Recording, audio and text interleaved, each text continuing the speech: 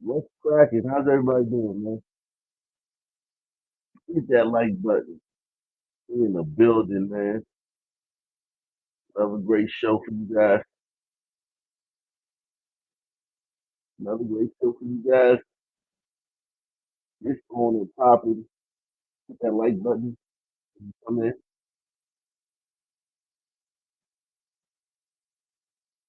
So much going on, man. So much going on. So much going on. Shout out to Gals from Low, man. Gals from Low in the building. Salute up. I watched man Brandon at the town meeting last week. Residents have said he was turning the rec center into an immigrant residence. Yeah, I remember that. Now they acting brand new. Now they acting brand new. Like they acting brand new. Like they don't know. Like they wasn't just complaining about him.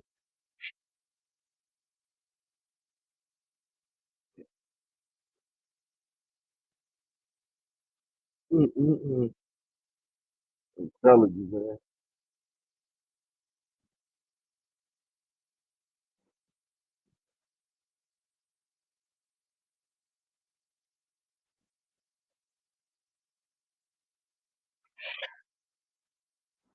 Mm.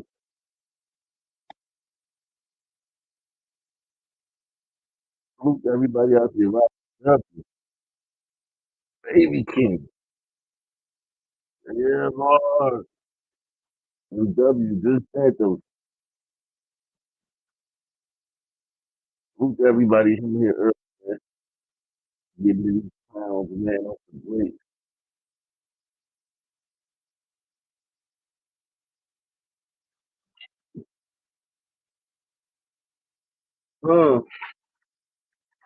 Come on. Look at this clown, man. Look at this clown.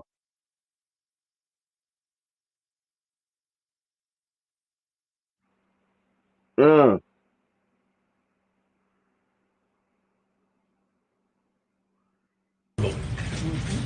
Hi, Mayor. Hi. I know you're going to talk about the Texas Guard, Illinois Guard, but can you give us a little bit about what your next steps could be to fight that? Well, look, our corporate counsel has been in constant communication with our Attorney General for several months now. And I just wanted to offer this up. A couple of years ago, I said very candidly that the right wing in this country wants a rematch of the Civil War. I want that to sit in right now because the President of the United States of America has declared war on the people of Chicago and people across America. That's right. He's more interested in giving billions of dollars to other nations while farmers in urban cities around this country are literally being destabilized. And so whether it's the legal system, whether it's through executive order, or whether it's through the brave women and men who are serving as rapid responders. We literally have people who are volunteering in this city on the southwest side, the northwest side, all over this city to make sure that we're protecting children from being separated from their families. And we're talking about volunteers who are literally putting themselves at risk of being shot and killed by the federal government.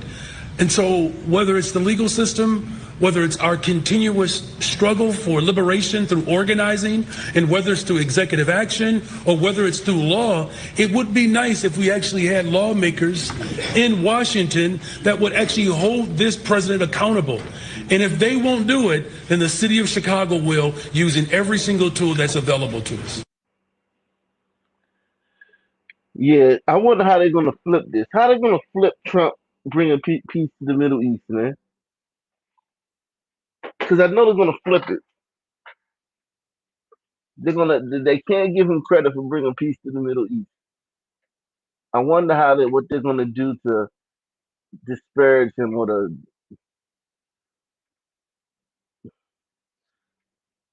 or to nullify, belittle his accomplishment bringing peace to the Middle East.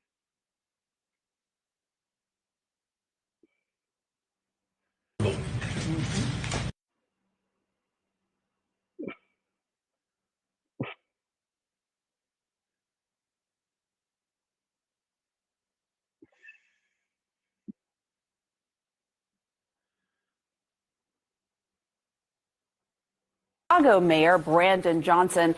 So, Mayor, we're going to get to the National Guard in just a minute. But first, President Trump this morning called for you, Illinois Governor J.B. Pritzker, to be jailed for, quote, failing to protect ICE officers. What is your response? Well, first of all, this president is unstable, unhinged, a double-minded individual that, quite frankly, is a threat to our democracy. And it's certainly not the first time that Donald Trump has called for the arresting of a black man unjustly. I'm not going anywhere. I'm going to stay firm as the mayor of this amazing city, which was voted 9 years in a row the best big city in America, and we're going to defend all of Chicago. Yeah, and to be clear, he's also calling for the governor, J.B. Pritzker, to be jailed as well. What? He's such a race baiter, man. They hanging on the race, man. They hanging on, man. The sad part about it is, for them, is the more they hang on to the racial victimology and all that shit, because they're hanging on by a thread. There's really, it's kind of like they're looking desperate now. You look desperate every time you try to race bait now. You look really, really desperate as a race baiter. Race baiters look real desperate. That was so desperate what he said. It seems so. It doesn't land. And listen, I give him credit if it works. Like if your strategy works, I'll give you credit. Whether I like it or not, I can see a good strategy and I can see a good technique. I'm just passionate about this stuff, man. The race baiting stuff, though, it don't hit like it used to hit. It's just something missing, man. It's hollow. What are you hearing when it comes to the Texas National Guard troops, when they'll actually be deployed into the city, what they're actually going to be doing there? Well, there's been no communications with my administration and the federal government. What we do know is that this president is working outside the bounds of the Constitution, and that there are National Guard from the state of Texas that are being, quote unquote, trained just outside of the city of Chicago. And keep in mind, these individuals do not have policing powers. They do not have arresting powers. So the judge right now in Illinois is looking at what exactly is the mission of the National Guard from the state of Texas. We know this is illegal, unconstitutional. That's already been proven in the courts in Oregon, and we fully expect the same ruling to take place here in the state of Illinois. And the White House says that they're doing what they're allowed to do under Title X, the law. They say that these operations are designed to protect federal facilities and officers. And there have been some protesters around Chicago that have blocked access to the ICE facility in Broadview. Does that prove that this mobilization is needed? No. In fact, this president is working to look, from the very beginning, we always knew that sending in the federal agents was a pretext to the National Guard. His ultimate goal is to send the military into American cities, which there aren't people who are signing up to serve and protect our democracy abroad to be then unleashed on the cities that are actually raising them. What we have seen is a full escalation from these federal agents. And a man was shot and killed. Another person was shot by federal agents. Just this past weekend, they unleashed tear gas on my local police department. Over 24 police officers were subject to this type of violent escalation. The people in Chicago are very clear about our fundamental right to protest. That is a fundamental right for our democracy, and that's what we're going to continue to protect. Right. Now, the woman that was shot, DHS has said They did that for defensive reasons. She was car ramming, but there are certainly questions surrounding that still. But when it comes to what I had mentioned, for example, protesters blocking access to federal buildings, what is your message to those protesters? I mean, do you support them blocking access?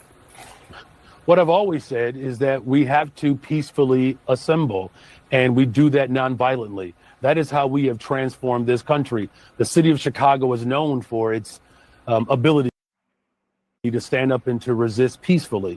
So, of course, we're not. Jesus Christ.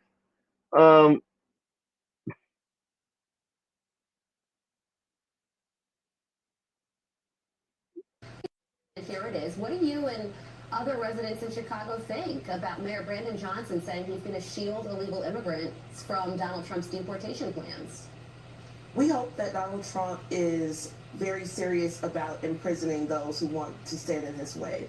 We understand that we are in the middle of an invasion, and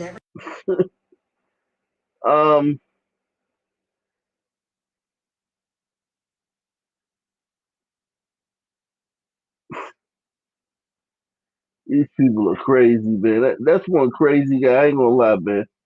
That mayor is one crazy fucking dude, man. Um,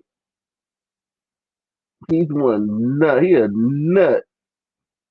That dude is nutty. He a nutty buddy.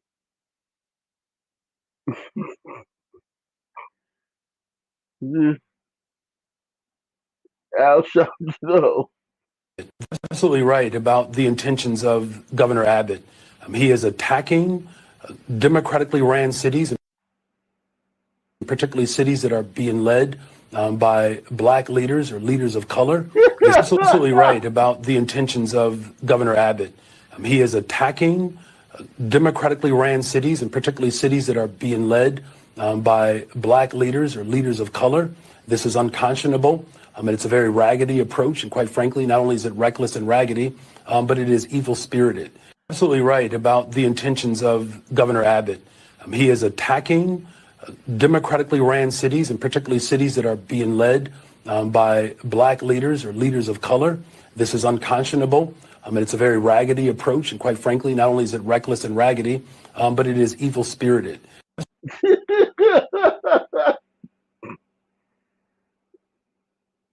Yeah, these people are hilarious, man. These people are absolutely positively highly hilarious.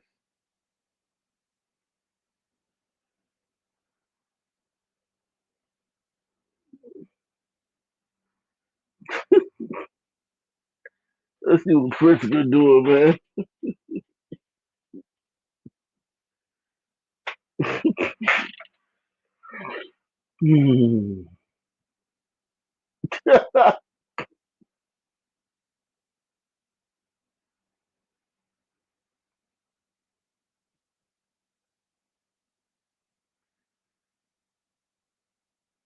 Jamie Pritzker and his transgender cousin Jennifer.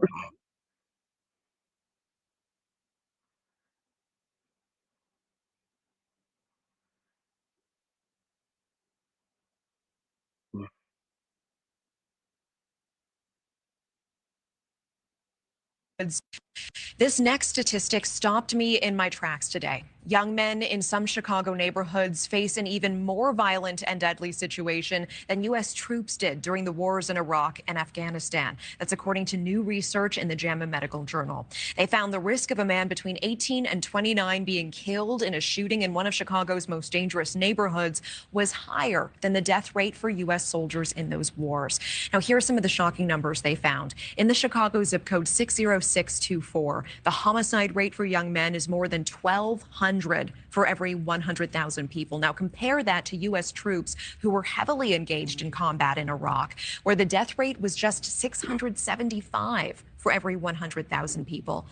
This next statistic stopped me in my tracks today. Young men in some Chicago neighborhoods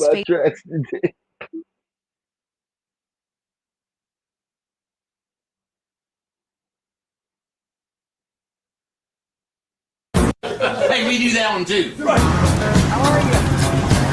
Hey, I'm doing better than that, sir, I guess. Full of energy. Hey, we need some energy. We gotta have some energy here going on, guys. I thank you. Thank you. Yes, sir. Oh, yeah. Hey, thank y'all.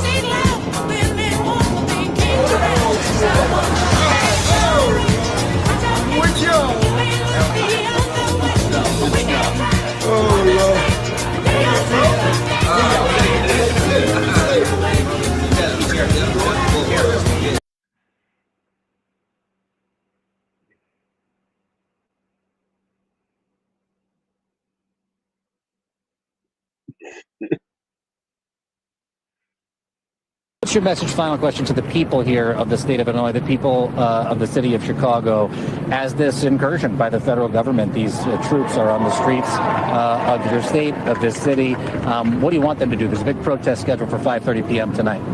Well, first, we've made sure that people know their rights and they know how to find out what their rights are, because we don't want them picked up off the streets just because they're brown or black, just because they happen to be undocumented and have committed no crime. What's your message? Yo, they using the race shit hard with this. They don't have nothing. They don't have nothing. We don't want people picked up off the street just because they're brown or black. Jeez, they're using us, man. Just using us as a tool.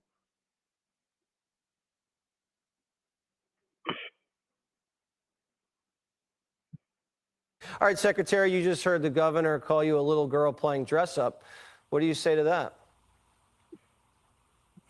He keeps throwing out insults. I wish he would just defend the people that he's responsible for. And that is what is shocking to me about these leftist politicians, just how they ignore the people who elected them, jeopardize their safety, and continue to disrespect our law enforcement officers. So one of the things I've been dealing with all day here in Portland is a bunch of pansies that are elected into political office who won't make a decision to keep their citizens safe.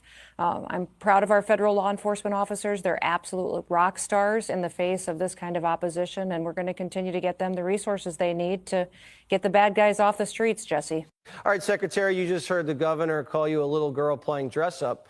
What do you say to that?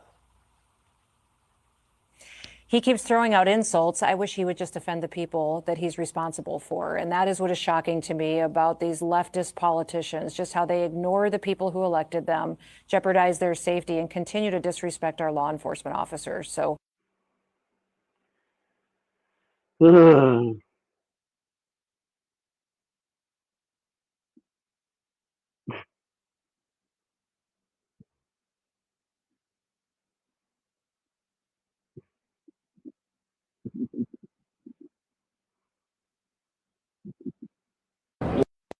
Well, I think I've reacted. You've heard me say a few things about this already. I mean, look, he's demented, literally, unhinged. And this is somebody who's so insecure that he lashes out pretending that he can come arrest people for no reason at all. He can't. He isn't going to do it. Taco. Trump always chickens out. Well, I think I've reacted. You've heard me say a few things about this already. I mean, look, he's demented, literally, unhinged.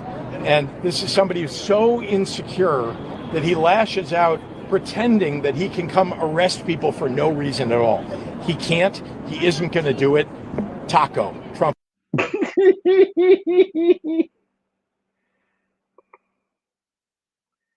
Chicago man should be in jail for failing to protect officers. Yep. Yep. They playing a dangerous game. Not backing up those federal troops. Yeah. Yeah. You gotta be done forever.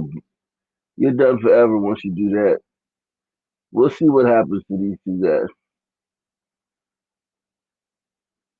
Stephen, Jesus Christ. Or not when Trump sits down and says, hey, if you want my help, I'm more than willing to give it to you because the streets are not safe in various parts of this nation. I have been on the record stating that while I'm sure crime exists everywhere, I'm from the streets of New York City. Hell, it exists here. I'm sure it exists in Memphis and Portland and L.A. and stuff like that. I get that part. Chicago has always been a special scenario for me because Obama was in office as a junior senator. He was in the Capitol as a junior senator. It was going on then. It was going on before then. It was going on when he got there. It was going on when he was the president of the United States. It was going on when he departed and Trump was there his first term. It was going on with Biden, and it's still going on. And I don't believe, and I don't care what the data says, I don't care what kind of numbers they try to throw out at us. It has always, if you are a black person, you cannot deny how disturbing it repeatedly is that most often when you hear about violence, particularly in the streets of America, never escapes you that Chicago is always mentioned. And little to nothing has been done about it from a national perspective. So what you find yourself saying is, on one hand, Governor Pritzker, I don't agree with Donald Trump trying to send National Guardsmen to Chicago against your will. But I would also ask Governor Pritzker, why isn't it in your will to ask the feds for assistance? Because it appears like you've needed it.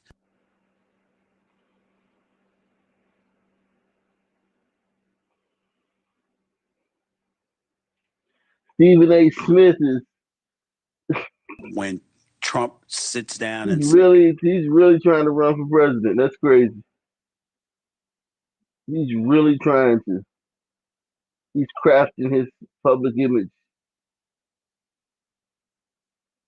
He's trying to transition from a sports pundit to somebody to be taken seriously.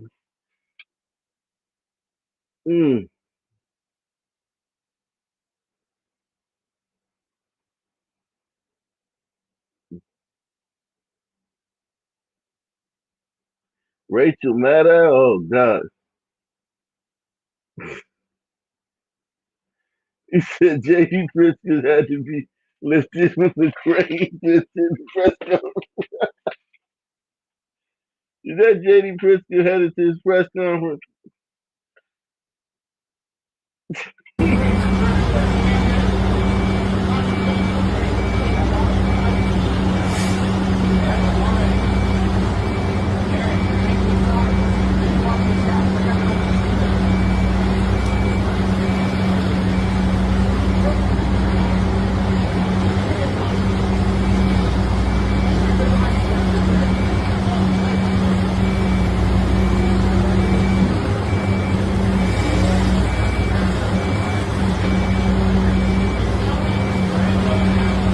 Hurry up, James. You'll be late if you don't hurry up.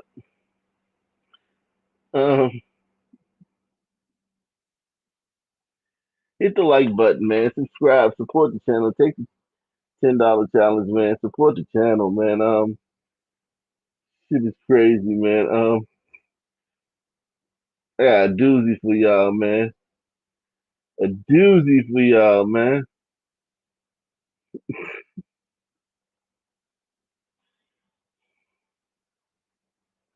I got a doozy for y'all, man.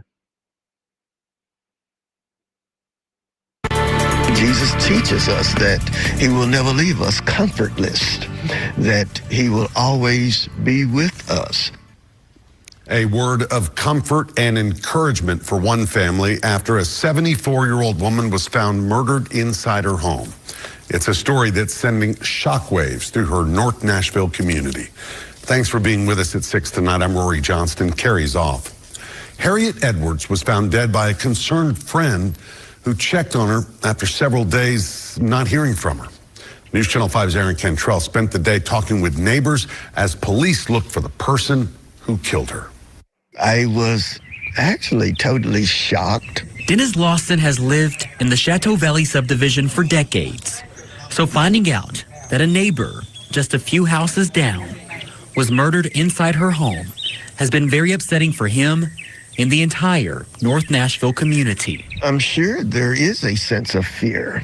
in apprehension. Lawson remembers detectives coming to his home to ask about 74-year-old Harriet Edwards. He asked me about the lady and so have you, and then told me that she was found deceased.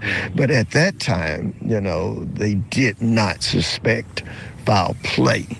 But within the 24 hours, they're saying that there was foul play. Metro Police say Harriet's body was discovered on her bed by a long-term friend who hadn't heard from her in several days. An autopsy reveals the woman, who lived alone, died as the result of strangulation and suffered blunt force injuries to her head. I'm sorry that it happened, and again want the family and those friends and loved ones to know again that there are those of us who do care. A neighbor tells investigators she last saw Harriet on Friday.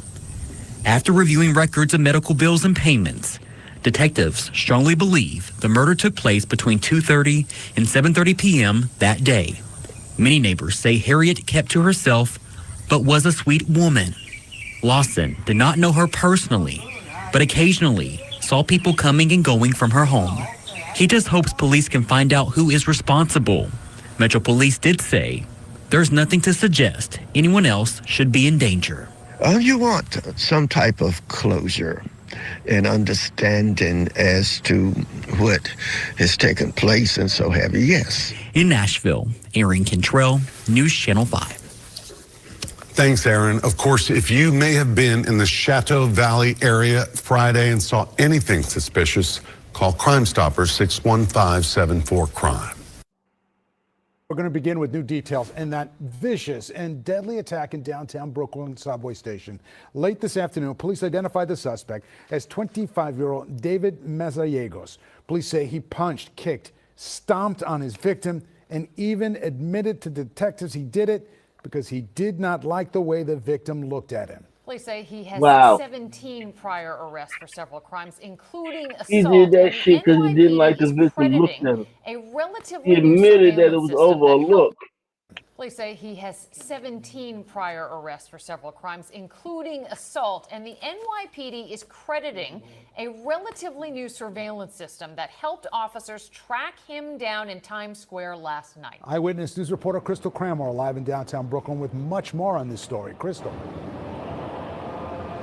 Yeah, it's just a really tragic and disturbing story. We know from police that surveillance video actually captured the suspect pulling on the exit gate down in the subway, trying to enter the subway. And at the same time, the victim was actually going through the gate. At some point, the two exchanged words before that violent outburst. Now, at this point behind me, you can see where the community has come together and put candles here in honor of the victim. Police say 25-year-old David Mazariegos is the man behind a deadly attack at the J Street Metrotech subway station in downtown Brooklyn, where candles burned today in memory of the victim. He says good morning. He was a really nice guy. Authorities say Mazariegos punched and kicked the unidentified victim in the head more than a dozen times near these turnstiles. It happened around 3 o'clock yesterday afternoon. The victim was rushed to the hospital with a fractured skull, but doctors could not save him. He was a security guard. He worked in the area. I seen him a lot of times walking around. Police nabbed the suspect in Times Square last night. He since allegedly admitted to detectives he killed the victim because he did not like the way he looked at him. There are a lot of mentally unstable people that exist around us, and that's unfortunate, but you never really know. It's sad because normally J Street is usually cop-oriented. There's usually somebody around. Police say when they tracked Mazariegos down 42nd and Broadway, he had a sword.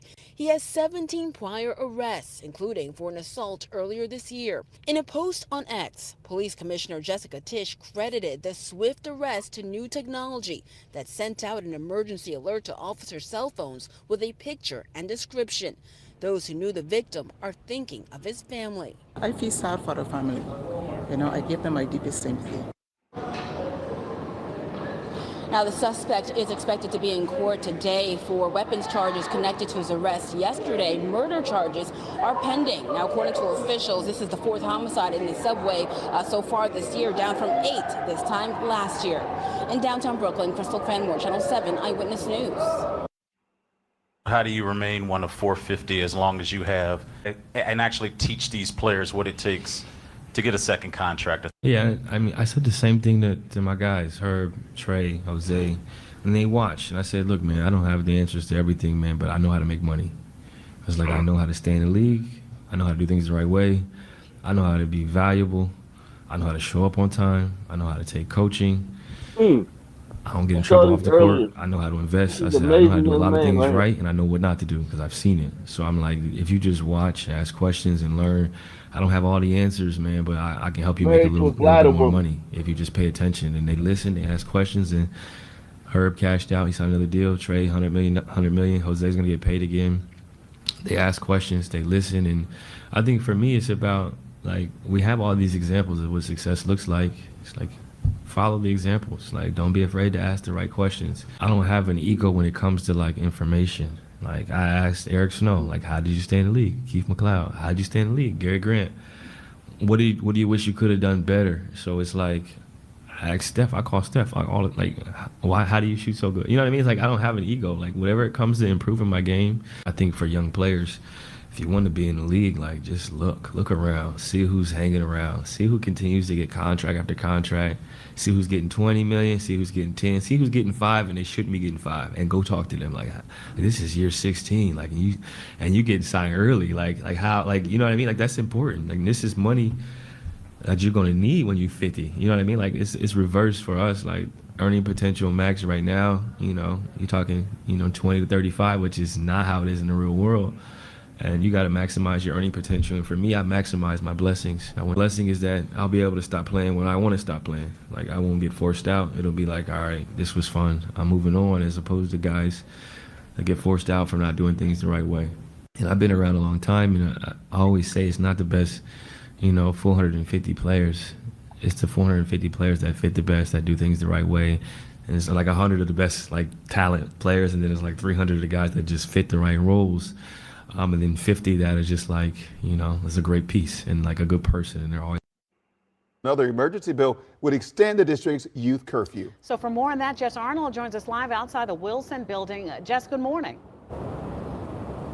Good morning. Yeah, so this emergency bill would extend that summer youth curfew into November, and that's because leaders say that it's working. Now, back in July, they instituted that summer youth curfew when school was out, and of course, crime typically seems to rise. Now, that decision came specifically after multiple mass gatherings of teenagers and complaints about vandalism and assaults, predominantly in Navy Yard and in the U Street corridor. The new emergency legislation would continue the universal 11 p.m. to 6 a.m. curfew every day, but would also now apply to anyone 17 and younger, which is a change from the summer when it was anyone younger than 17. It did not include 17-year-olds until this legislation. It would also allow D.C. police to continue extended curfew zones in what they consider to be problem areas. There, groups of 9 teens or more would not be allowed to gather starting at 8 p.m. Here's why D.C. Council Chair Phil Mendelson says it's worth continuing. The curfew is also meant to be a deterrent. So the interesting thing, as I have a little bit of hesitation, but I'm pretty sure I'm correct in this, that the number of arrests, juvenile arrests for curfew violations was 0, but compliance was significant. And that's really what we want, is we don't want to be arresting kids, but we do want to make sure we don't have these crowds. Now, the bill also allows advisory neighborhood commissions, business improvement districts, and Main Street organizations to petition the D.C. police chief to create a specific targeted curfew area. They have a few questions they have to answer, and then it is up to the D.C. police chief to. Yeah, man. Keep them black teens in the house. It's been so nice with those black teens having to be in the house. We want we want to pass this bill, emergency bill. Keep black teens in the house. Keep those black teens in the house. Keep them black teens in the fucking house.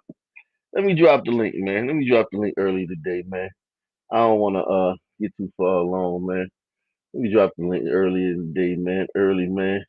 Everybody hit the like button, man. Come on up if you want to come up, man. Eric S says, I laughed to myself today from what you said the other day. I saw a son man selling hot bottled water at an intersection. Yeah, hot ass water with 1,000 fingerprints on it. And then you give them $5, they don't want to give you no change back. Give them $5, they don't want to give you no change back. Half nothing.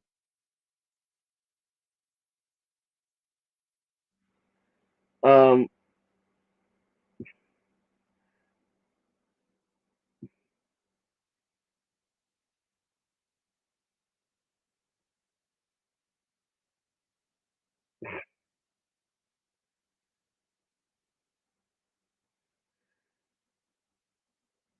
well, I want to play with your body, baby. Huh? Oh yeah, they caught this nigga today, man. Salute to this nigga, man. He gave Now at 9, the final inmate who was part of the largest jailbreak in Louisiana history, now in the Fulton County Jail. We just got his new mugshot tonight, and convicted murderer Derek Groves was captured today in Southwest Atlanta. Atlanta News' first Bridget Spencer is live from Honeysuckle Lane in Southwest Atlanta. So, Bridget, this situation was pretty chaotic for that neighborhood today. It really was. I'm hearing that this is a normally quiet neighborhood, and it was interrupted by this chaos. It's hard to see it at night, but this is the home. You can still see the police tape blocking it off. The homeowner is actually here with some contractors kind of taking a look and inspecting the damage that was done. Now, we are told this was a huge collaborative effort between multiple police agencies that ended this 5-month-long manhunt. We are so thankful for the bravery and courage of all the officers involved in this operation. Atlanta police joining forces with U.S. Marshals on Wednesday, announcing the capture of 28-year-old Derek Groves. Mr. Groves was wanted for escape from the Orleans Parish Jail in May of this year. Groves is seen blowing kisses to the camera during his arrest. The 28-year-old is the last of 10 inmates who escaped the New Orleans area jail back in May. That's by crawling through a hole behind a toilet. Most were captured immediately after the jailbreak, but Groves went on the run for months, landing in Southwest Atlanta.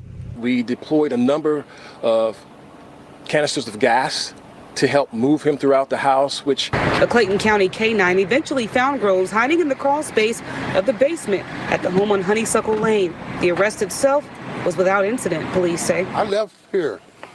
This house was in perfect condition. Richard McQueen identified himself as the homeowner. He was stunned by what he saw when he walked up. It's really disturbing because I got to try to fix this stuff. McQueen says he has no idea why his home was involved. I don't know the people who I rented to. It was so secretive. Groves was convicted in the murders of 2 people. And despite those convictions, he remained in jail instead of prison for months due to admin errors. Expecting a first appearance from Derek Groves at the Fulton County Courthouse. Now, Groves will also be extradited back to Louisiana at some point. We're live in Southwest Atlanta. Bridget. Yeah, he was living like a Viking, man. Who knows what? Like he was living on the edge.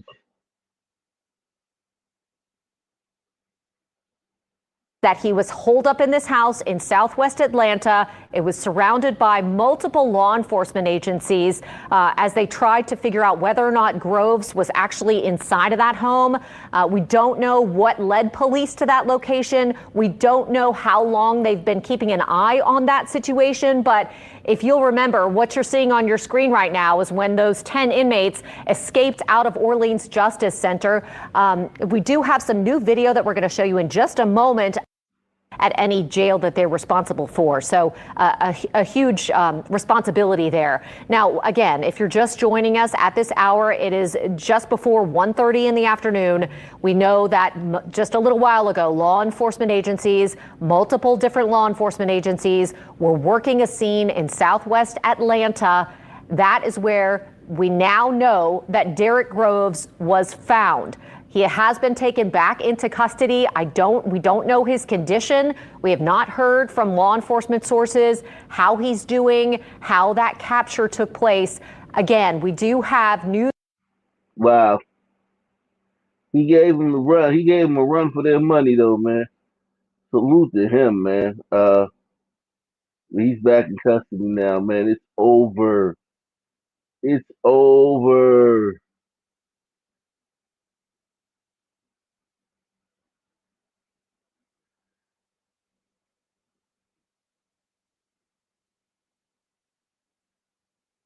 We have new details on a woman's murder at a Dallas shopping center that escalated from a courteous gesture to a violent confrontation. Good evening, I'm Steve Eager. I'm Heather Hayes, Fox 4's Alex Boyer live with the details from arrest records. Alex.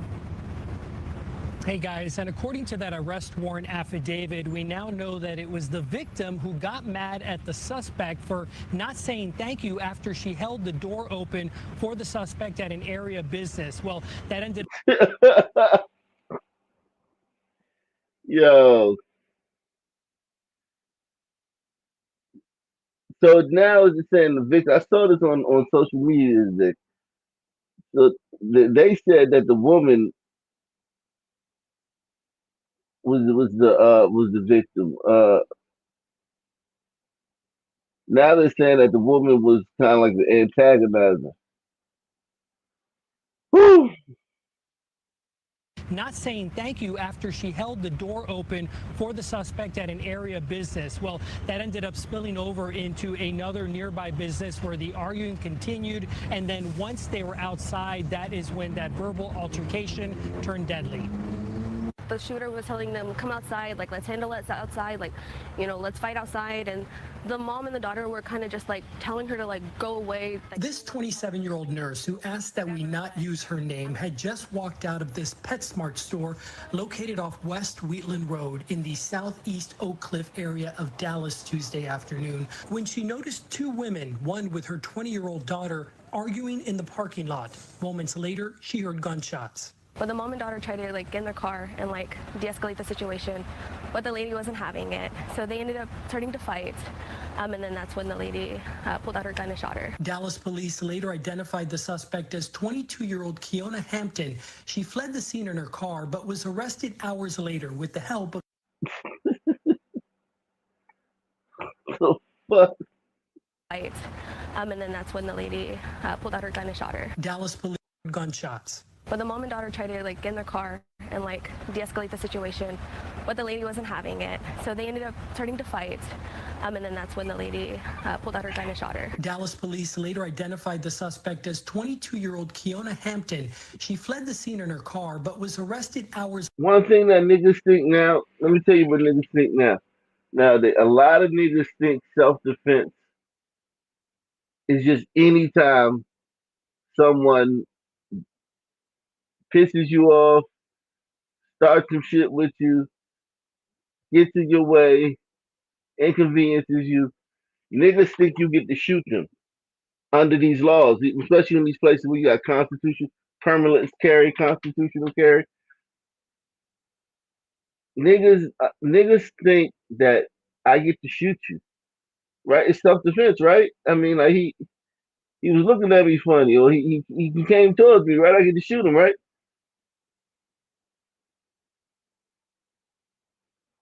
Or we got in a fight, I get to shoot him, right? And it's not that simple. A lot of self-defense. It's a lot of it's just a lot of intricacies in that self-defense law, man.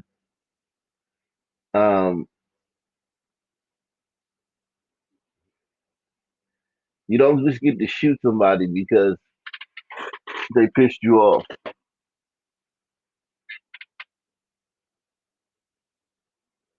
Just walked out of this PetSmart store located off West Wheatland Road in the southeast Oak Cliff area of Dallas Tuesday afternoon when she noticed two women, one with her 20-year-old daughter, arguing in the parking lot. Moments later, she heard gunshots. But the mom and daughter tried to like get in their car and like de-escalate the situation, but the lady wasn't having it. So they ended up starting to fight.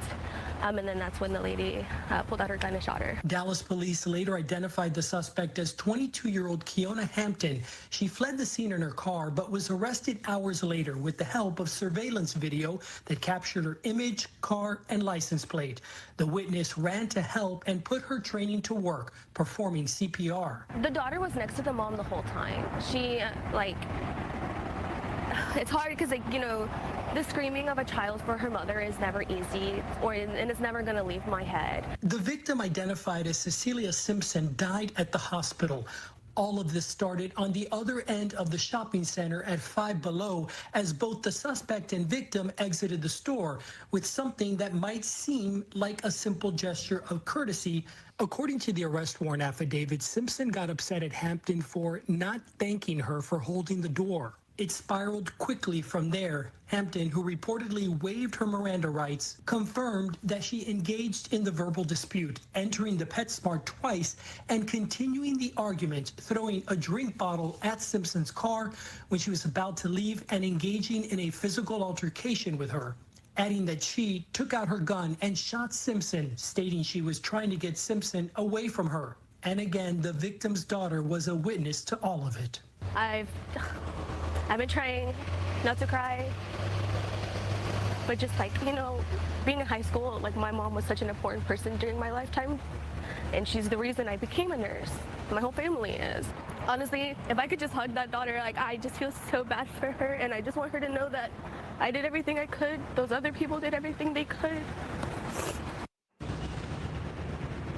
And those other people included 2 other nurses who rotated in CPR. Meanwhile, I can tell you that Hampton remains at the Dallas County Jail and no bond has been set. Back to you. All right, Alex Boyer, thank you.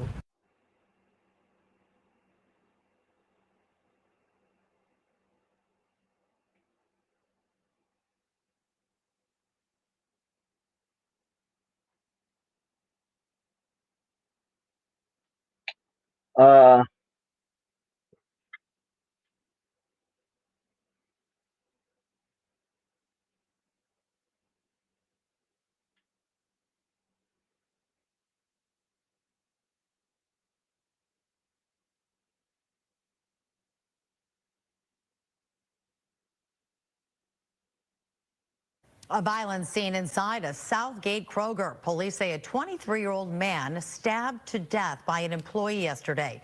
We're told the store was crowded with shoppers when a fight erupted, turning a routine afternoon into chaos. And Fox News' Scott Wolchuk is live in Southgate now, where investigators are still working to figure out, what triggered this argument. What happened? Scott.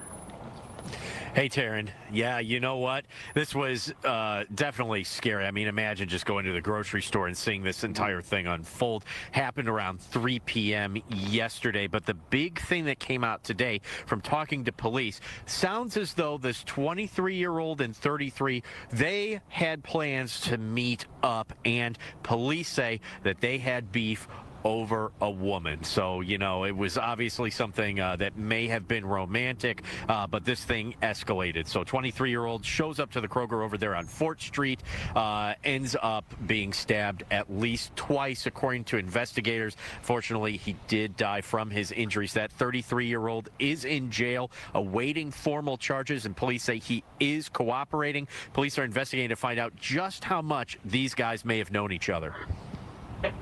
I'm not sure how much they knew directly each other. Like I said, it did stem over another female that brought the two together. They did have some communications between each other leading into the event. It's just a tragic event that could have been avoided, and it wrecked, obviously is going to wreck some families' lives. The store is still closed as of today with investigators there. They're expecting this arraignment to happen as early as tomorrow. We'll keep you updated with the very latest. Reporting live in Southgate, Scott Wolchuk, Fox 2 News. Taryn, back to you. Well, I'm trying to picture this scene. I'm sure a lot of viewers want to know, too. I mean, did this guy just walk up to the other, or where did it happen in the store? Were there witnesses? Yeah, you know what? There were witnesses, and even the ones that I was able to see on social media, they say it happened so fast. You know, they saw a lot of blood inside of the store, but they couldn't really comprehend what had happened. Yeah. So this was a thing where, employees jumped in right away. They got police involved, but it did happen in the store with shoppers around. Definitely a pretty scary thing. Yeah, but no one was expecting that at the grocery store. Thanks, Scott, for the update.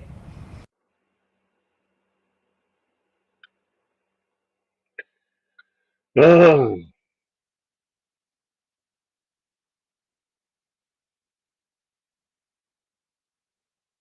a lot of baddie motherfuckers out here, man. Let's see if we can get some white folk on the board.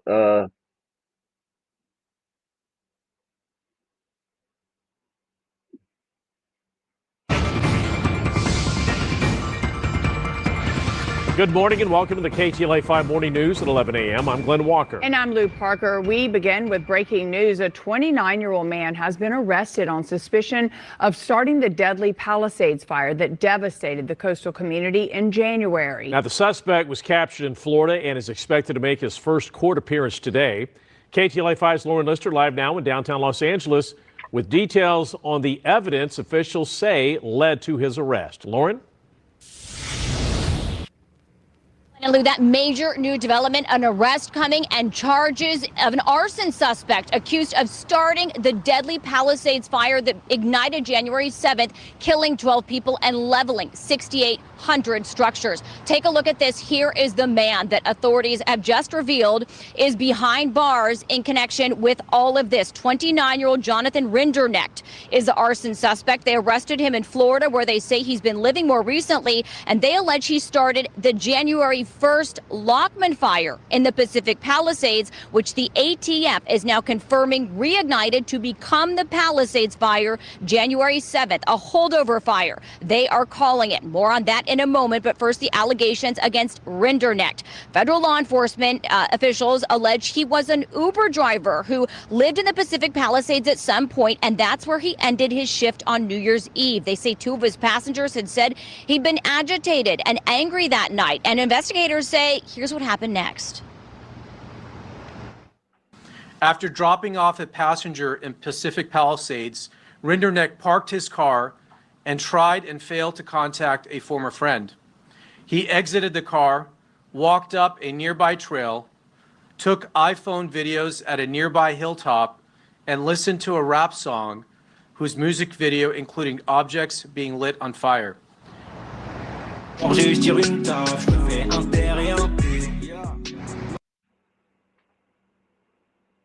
Wow.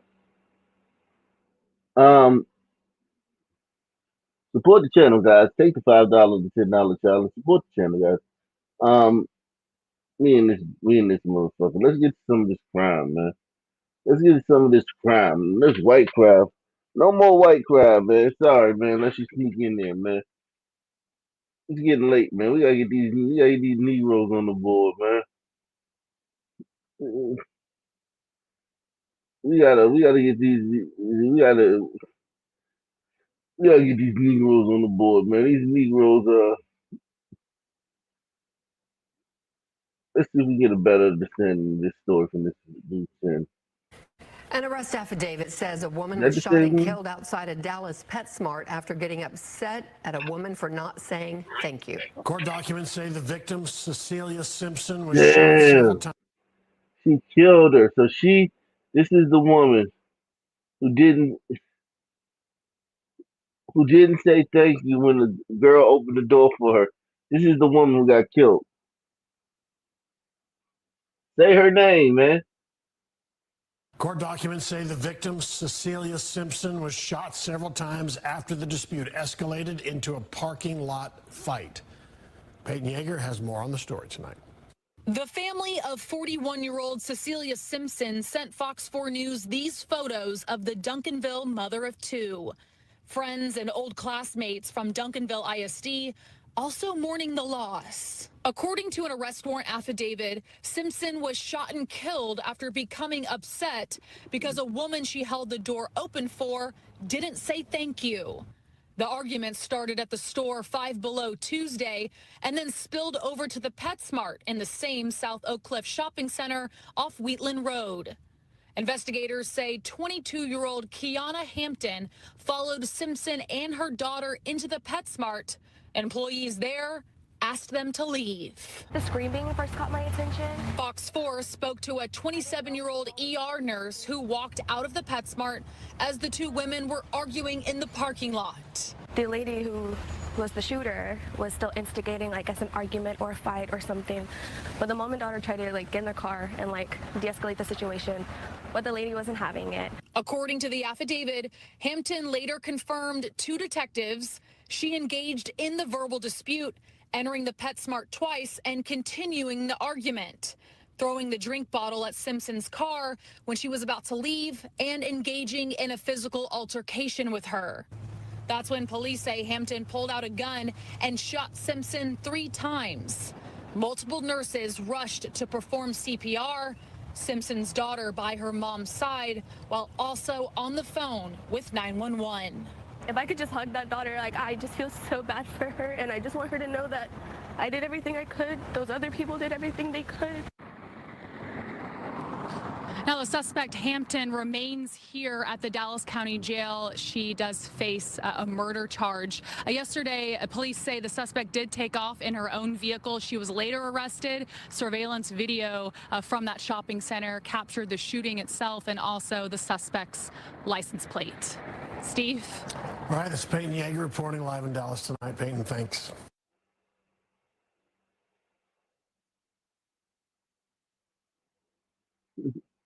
Yeah, definitely. Let's see what is going on out here, man.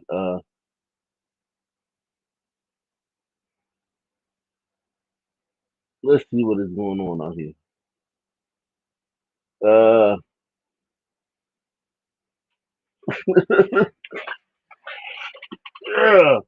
Let's see if we get a better insight on this one. This afternoon, some new information has come to light about a deadly shooting that happened in front of a Dallas business yesterday afternoon. Doug Dunbar's in the newsroom, and Doug, court records indicate that this all started because something wasn't said. As crazy as it sounds, you are correct, Karen, and it appears it was as simple as an unsaid thank you. Wrap your head around that, but there's more to it in the arrest affidavit that we have gone through. So in the affidavit, 41-year-old Cecilia Simpson held the door open for the now suspect, and that is 22-year-old Kiana Hampton. And the affidavit says that Hampton then got upset because Simpson didn't say thank you for her holding the door. Well, words were then exchanged right outside that storefront, and then the two and a witness, so 3 in total, ended up going to a different store in the same shopping area. This is on Wheatland Road. More words then are exchanged there, and according to the affidavit, Hampton then threw a drink bottle towards Simpson and a witness, and it was at that point that everything became physical. The witness steps away, according to the affidavit, and then Hampton pulls out a gun and fired 3 shots. Simpson was hit, and she later died from her injuries. And the affidavit states that Kiana Hampton then left the area, but she was found and stopped nearly 7 hours after the shooting and was arrested. And today she is now charged with murder. And last item of note, according to the affidavit, Hampton told officers that she was just trying to get Simpson away from her when she took out her gun and fired those shots. Ken? Yeah, Doug, Karen, yeah, it is hard to wrap your head around this, that this kind of thing could happen. Yeah, it makes zero sense how it could escalate to that over a simple thank you or the lack thereof, but that's where it's at, and the case moves forward from here with a murder charge. All right, Doug, thanks so much.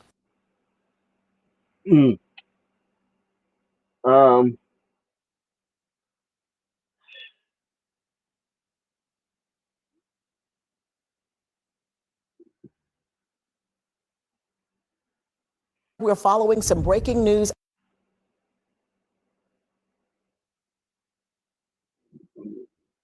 out of Dallas.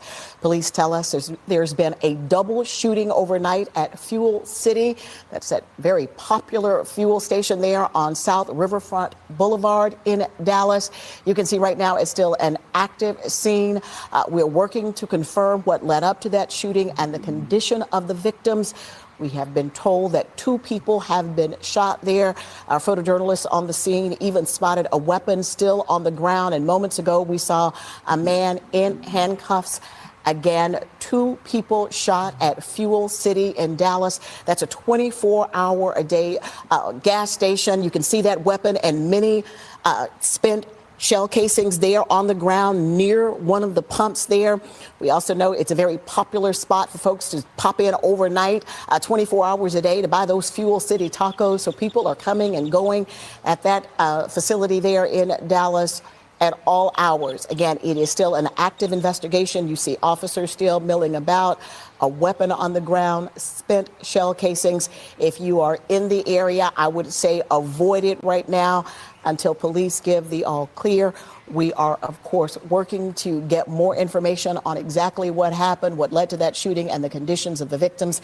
And we will bring you that information as soon as it becomes available on CBSNewsTexas.com.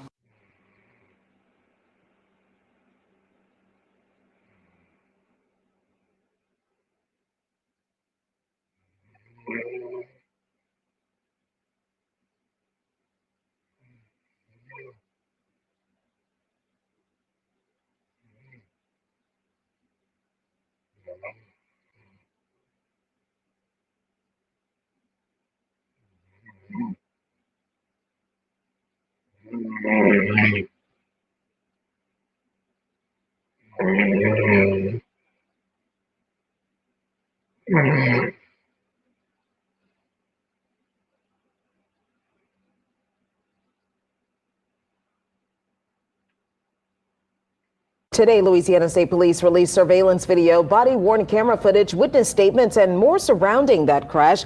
The information comes from LSP that is coming after Lacey's attorney sat down with Homa TV and claimed Lacey was nearly 70 yards away when the collision happened. Alyssa Curtis has been covering this story, joining us now in studio. And Alyssa, does this video dispute what Lacey's attorney claims? Well, not entirely. The video and LSP's comments over the video line up with what Kyron Lacey's attorney claims. Lacey was some yards away from the head-on collision, but LSP is standing by their argument that Lacey's alleged reckless driving beforehand led to the crash. Before Tuesday, the public had only seen this short clip of the crash Kyron Lacey was arrested in connection to. It was released by his attorney, Matt Orey, during an interview with Homa TV. But Tuesday, LSP released nearly 11 minutes of video intended to broaden the perspective. It starts with some of what we already knew and what Orey admitted during the Homa TV interview. Lacey, in a green Dodge Charger, is seen passing several cars and an 18-wheeler in a 2-lane highway. LSP says it was a no passing zone. He merges back into the correct lane and a crash is heard. Another angle, the angle the public had already seen, shows Lacey a few yards away at the time of the collision. Then what the public hadn't seen. The natural instinct to turn and then she had no choice. Head on. Did you see a green Charger flying that way? A green Charger that going that way? There was a green Charger. There was a green Charger that caused all this. Body-worn camera footage records a trooper speaking to several people at the scene of the crash. As soon as he approaches, they seemingly begin to recount what they believe happened. They seem to immediately blame the green Dodge. There was a green Charger. There was a green Charger that caused all this. SRT8, he caused all of it. He went to pay the cars way back there, sir. The green Charger collided with these cars? He went right into it. He went around that truck, okay? He was passing up with her right now, and she had no choice.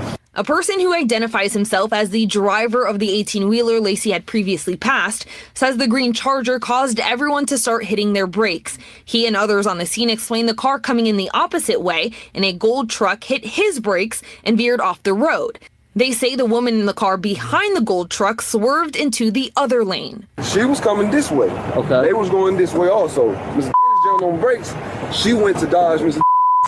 And that's when she came on. I was by the gas station. On the left side. The trooper then speaks to the driver who crashed. I just know the truck was stopping on brakes. The other car was trying to pass the other car. I was trying to dodge by not hitting them by coming around. In the interview Ori did with Homa TV, they show another clip from body-worn camera. That clip shows an LSP trooper seemingly talking to the person who was driving the gold truck. Just make sure you add in there that you had to slam on your brakes and the brakes, like, you know, you had to slam on the brakes to avoid that charger and the brakes locked up to avoid that charger. That's. I ain't scared motherfucker, but I wasn't even going for it. That lady in the back of me, she didn't know what was happening. That's how she called that record. She was running in the back of me. She pulled on the other side, and that's not in it. We have not been able to authenticate that video with LSP. LSP told us they can't confirm its authenticity as it was posted to a social media account and not an authentic LSP source.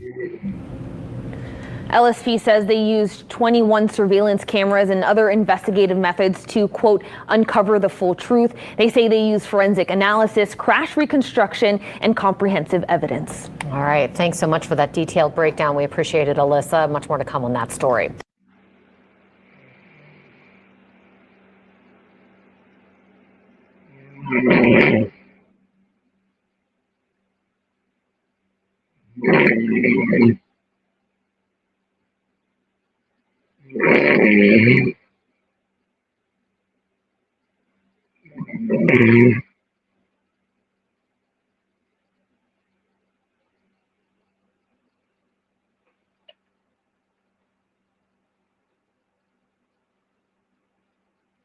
Two 0019878.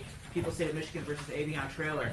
Both of those matters before the court for sentencing. Will the parties please state their appearances for the record? Good morning, Your Honor. Tina Ripley. No, we ain't about to watch that. That's too long.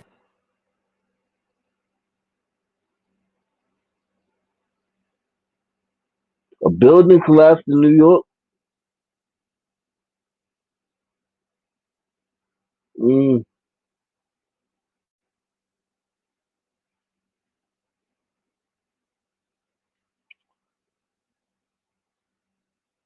Wanted for a double murder that took the lives of a brother and sister is now in jail. Officers found siblings Christopher and Brandy Lewis shot to death in a unit at the East Perimeter Point Apartments yesterday. Just hours later, Henry County arrested suspect Stephen Mathis.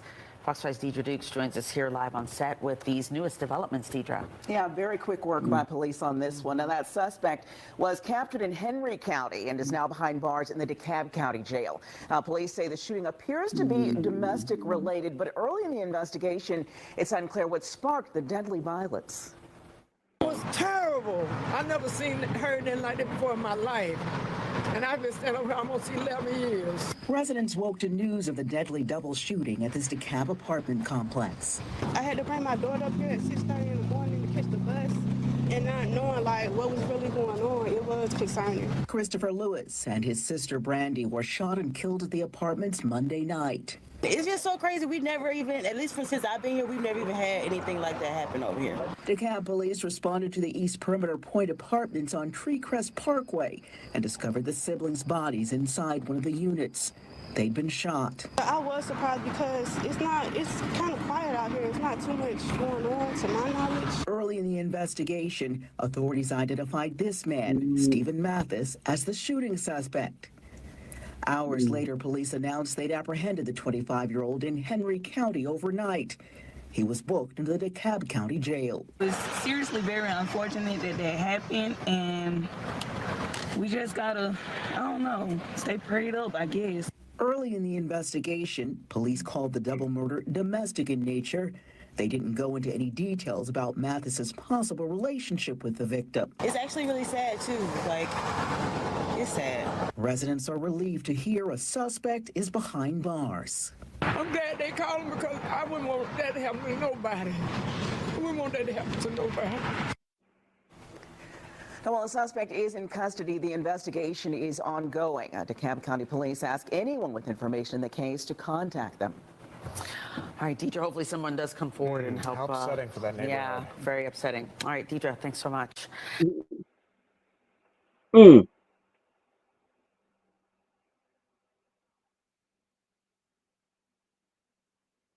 20019.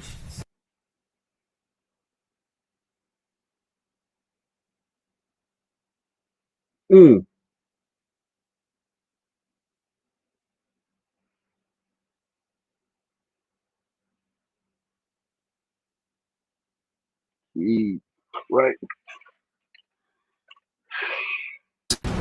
That breaking news tonight, our first look at one of the suspected shooters involved in the deadly shooting that killed a 15-year-old girl and left 2 others hurt. I'm Jesse Pagan. And I'm Michelle Imparato. This all comes as a vigil was held in remembrance. Damn, Michelle. Damn, Michelle. Damn, Michelle.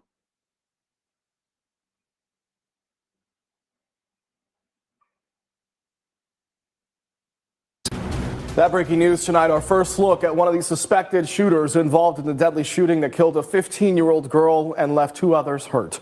I'm Jesse Pagan. And I'm Michelle Imparato. This all comes as a vigil was held in remembrance of Kariah Duncan. Her life taken just over 24 hours ago in what deputies are calling an ambush shooting. Watch 2's Tony Atkins is joining us live tonight from that gathering. And Tony, just a huge... A lot of women getting killed tonight, shot dead. You don't see a lot of white women getting shot dead in public. You don't see a lot of white women getting shot dead in public. Even if it's by the husband, you don't see a lot of white women getting shot dead. Sisters getting whacked on the streets left and right. Sisters are getting boom, boom, boom. Sisters getting pulled up on and like gangsters. You don't see a lot of white women getting that fake. You don't see a lot of white women like that, man. Getting shot broad daylight in the street. Show of support for this grieving family. Yeah, Michelle, it was a very emotional time. People came out, they brought balloons, they lit candles, and most importantly, they honored Kariah and they embraced one another. Now, Kariah's mother says she's urging those suspects to turn themselves in immediately. Emotional moments for those who loved 15-year-old Kariah Duncan. The teen, one of 3 victims shot in an ambush on Clear Lake Road late Monday afternoon. I'm not keeping it together. I'm not. Ashley Pratt, Kariah's mother, says it doesn't feel real. It's been hell. This is my 2nd child that I lost. Jeez.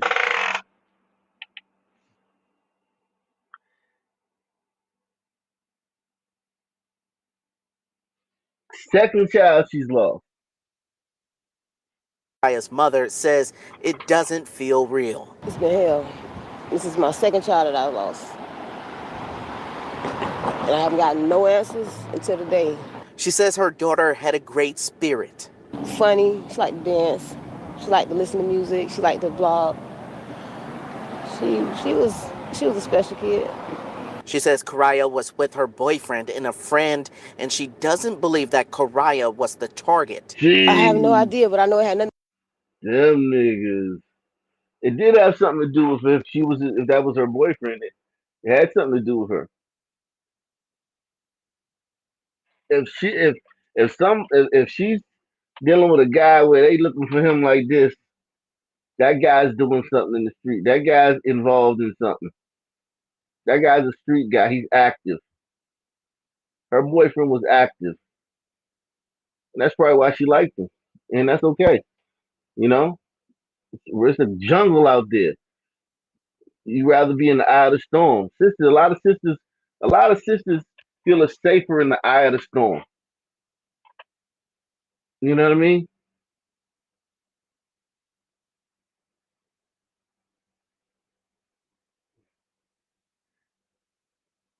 And listen, it's a jungle out there. I will say that, man. Obviously, man. Poor girl. She was a special kid.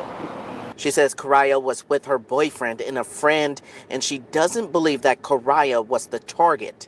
I have no idea, but I know it had nothing to do with Kariah. From everything that I've heard, they was targeted. I don't know why, but they were targeted. Ashley says she remembers getting a final Instagram message from Kariah an hour and a half before the shooting. She says she couldn't bear to read it until today. It said, pray for protection, because you never know what happened next. Well, she knew something was about to happen. She knew something was about to happen. She was scared, but she wasn't scared. She was scared, but she didn't want to be no punk. She didn't want to take me home or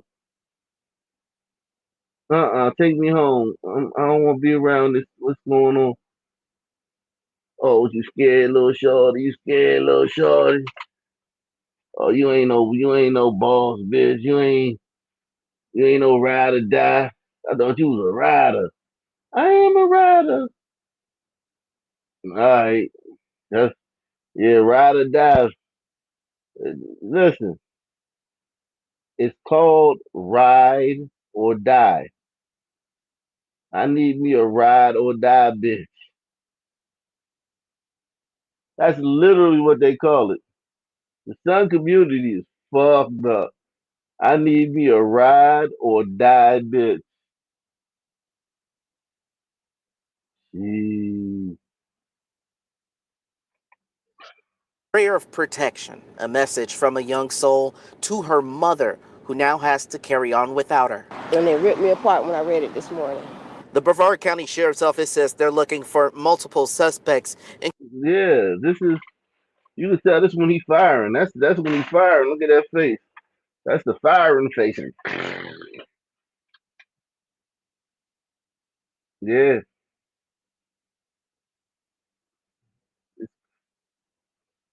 fucking with these type niggas. This little nigga gonna go to prison for the rest of his life. Well, nah, I mean, not the rest of his life. He gonna go to prison for a long time.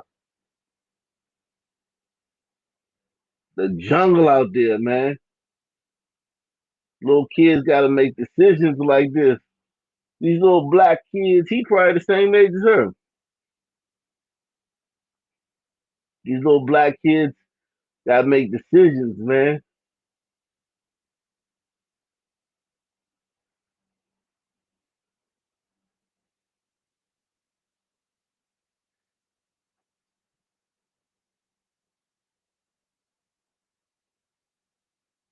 He wanna be a bad motherfucker too, so people leave him the fuck alone too. He don't want people fucking with him. He wanna be a bad motherfucker, so people won't fuck with him.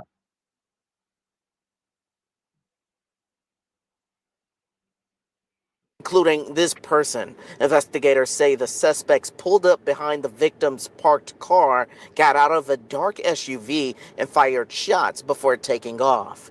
Ashley says she won't rest until justice for Karaya is served. You better turn yourself in. ASAP.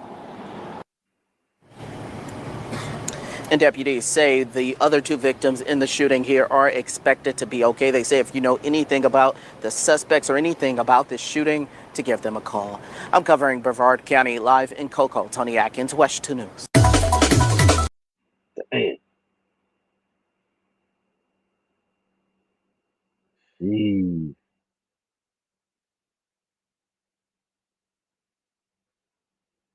Jeez.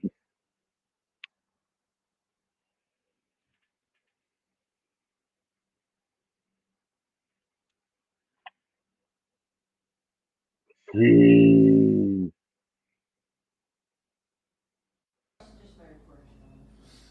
All right. Mm.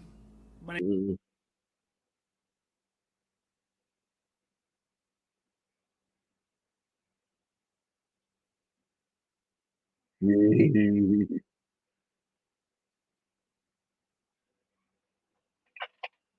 DoorDash customer charged with a felony is now headed to trial. Prosecutors say Janiyah Jones did significant damage to a delivery driver's car because she was not delivered her chicken wings. Lighthouse reporter Ben Jordan broke this story 2 months ago. DoorDash customer charged with a felony is now headed to trial. Prosecutors say Janiyah Jones did significant damage to a delivery driver's car because she was not delivered her chicken wings. Lighthouse reporter Ben Jordan broke this story 2 months ago. He shares the latest developments in court as Jones pleads not guilty. This was the first time we heard from the Milwaukee police officer who investigated this case.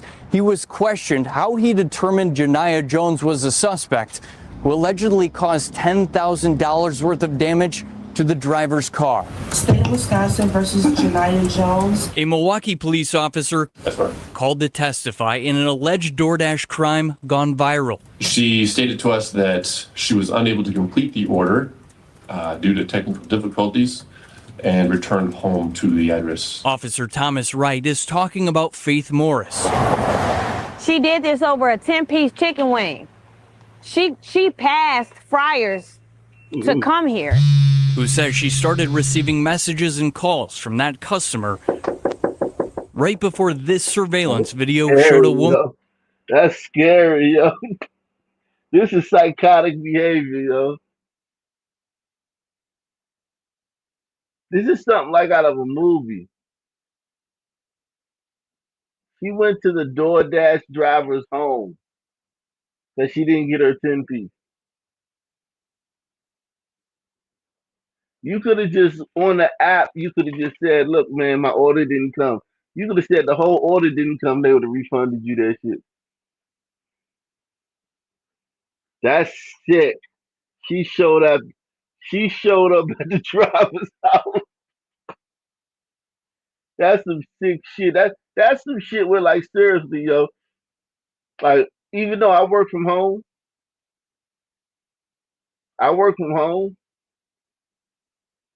I don't have time for that, man.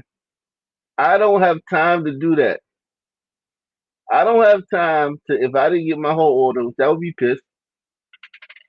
Not saying I wouldn't be pissed. I don't have time to show up at nobody at the door. I don't have the time to track down the driver and show up at their house. That's psychotic. That's psychotic. Yeah, black scary movie. That's psychotic. She passed Friars to come here. Who says she started receiving messages and calls from that customer right before this surveillance video showed a woman knocking on her front door in July. She said she watched as that same person went to her car, had a object she believed was a tire iron in her hand, and then that same subject then struck her vehicle. MPD says DoorDash provided the customer's phone number and address, both belonging to Jones. Officer Wright says they also matched the home surveillance footage to body camera video of Jones at a crash scene earlier this year. Did you ever speak to Miss Jones about what happened that night? I never did. Jones's attorney questioned the evidence and the investigation. Does that Ring doorbell footage show Miss Jones taking any of these actions that you spoke about? It does not. Jones didn't speak in court and declined my interview request 1 month after telling me this. If the judge decides to take it to trial, I have no problem with, given the evidence. I do at this point find probable cause that a felony was probably committed. The felony criminal property damage case is headed to trial. Jones faces up to 3 years in prison if found guilty. Reporting in Milwaukee, Ben Jordan, TMJ4 News.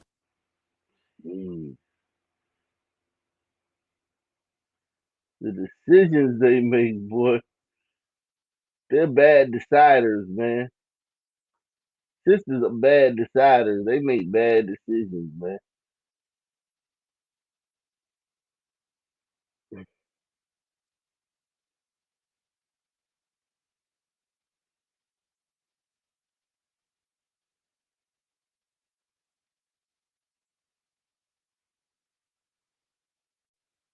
Controversial moves in Memphis. Federal agents and the Memphis task force are now working in neighborhoods hit hardest by crime.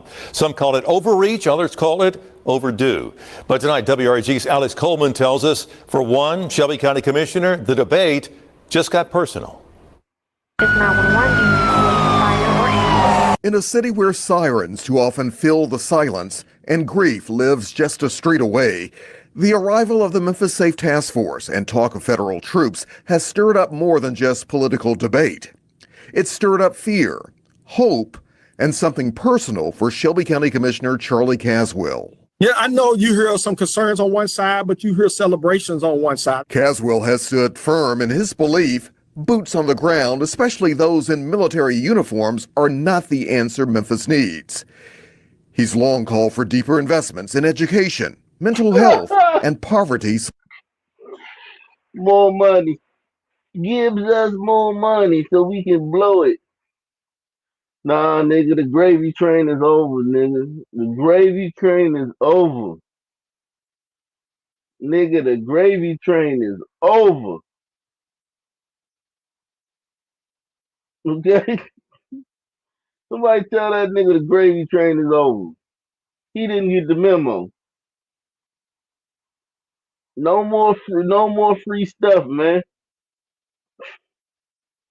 No more free stuff. Pay you niggas to what? Do nothing? Walk around in orange shirts and shit. A bunch of goddamn ex-thugs walking around in orange shirts. Not doing a goddamn thing.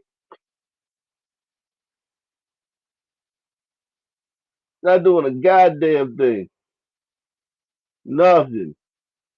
Can't help the police solve no cases.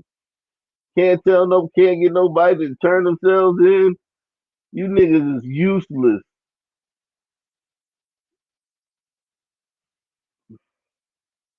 And them little black kids don't want to do no damn work. Little black kids don't want to do no work in school. Stop it. Them little black kids do not want to do any work.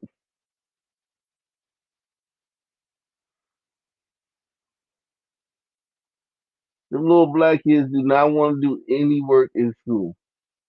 Stop it. Just stop it.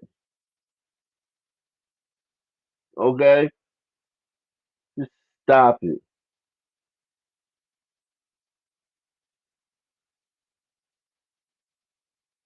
Uniforms are not the answer Memphis needs. He's long called for deeper investments in education, mental health, and poverty solutions. Again, I stay in that I don't believe the National Guard is needed. I believe what's happening with Tennessee Highway Patrol, FBI, and others are making that difference that we've been looking for in our community. But then something changed. Not his position necessarily, but his perspective. Because for Caswell, the crisis isn't just about policy, it's about family. What hit close to home for him began with a phone call. I got family just called me the other day that family out here in Frazier, the individual who killed their brother and sister was now taken into custody because of the task force and the work that they're doing. It wasn't just an arrest, it was relief. It was a breath his family had not been able to take in for a long time. And in that moment, Caswell says he realized this isn't just about methods, it's about outcomes. When we're seeing that these violent criminals are being taken off our street, we know that we're headed in a way that's going to change the narrative of what many communities like Frazier have faced it for far too long. He still worries about what comes next, what happens after the task force leaves, whether communities will be left stronger or simply quieter. But today, for at least one grieving family, justice finally knocked. I know that is much more work, even after they leave, that we have to continue to do. But I believe anytime we can get a killer off our street is worth the efforts that's going forward. And while the debate over the Memphis Safe Task Force is far from over, Commissioner Caswell says it's a reminder that even in a divided city, we can still come together around one shared truth. Every family deserves to feel safe. Reporting for your news leader, Alex Coleman, WREG-TV, News Channel 3. Commissioner Caswell adds that he still believes the federal government and the state of Tennessee need to invest more money into cities like Memphis.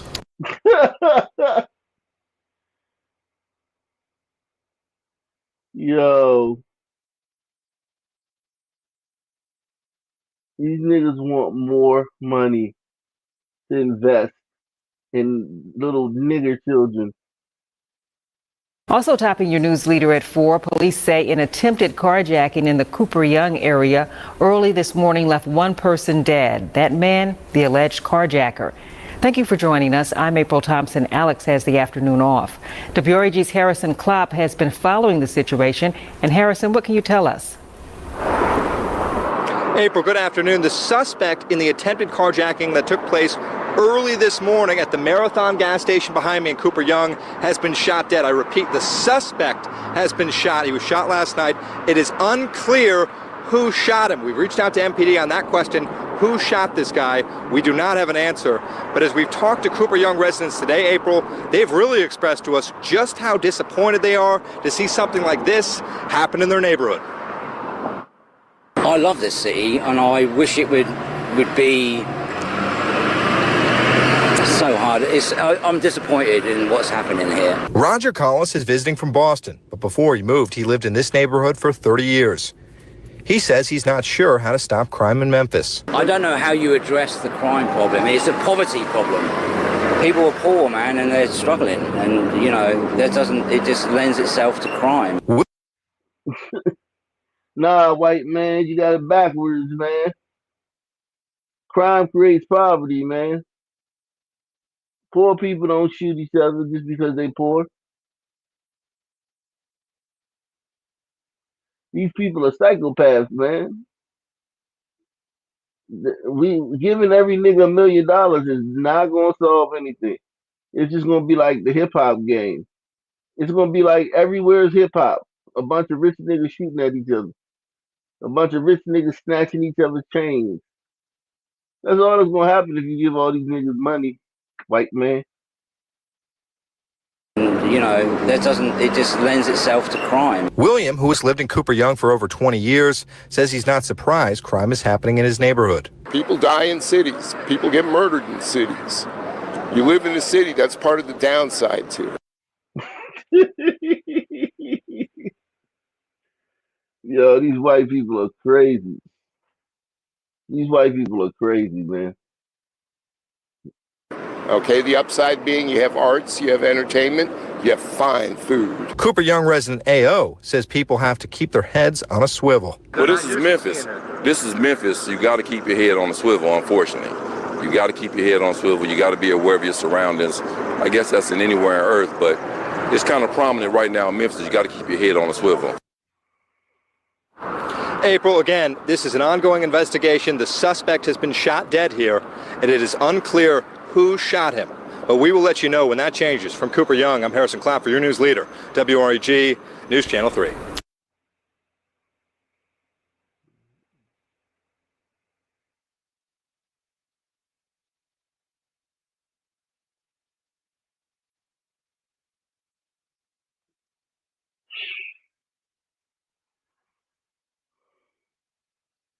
See you in a few, Tyler. Well, we have new information tonight about a woman killed in a deadly attack at an East Memphis home.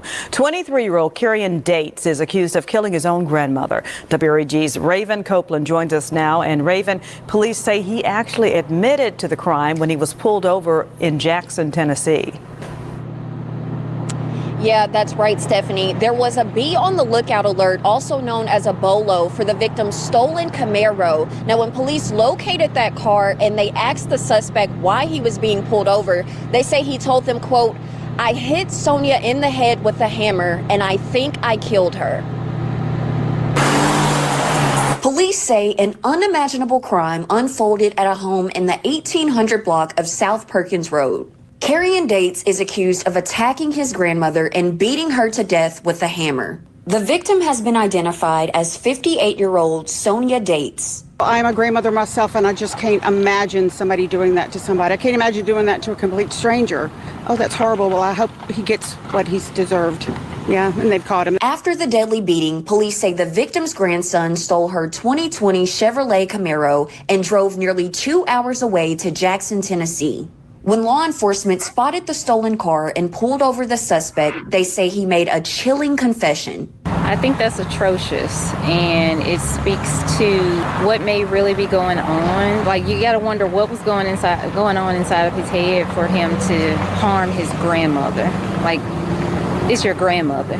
So what was done that was so bad that you had to beat her to death? Investigators say the suspect's mother told them that her son was living with his grandmother. However, they had recent altercations. The woman also told police that the victim kicked her grandson out of her house for safety reasons. And that's so sad.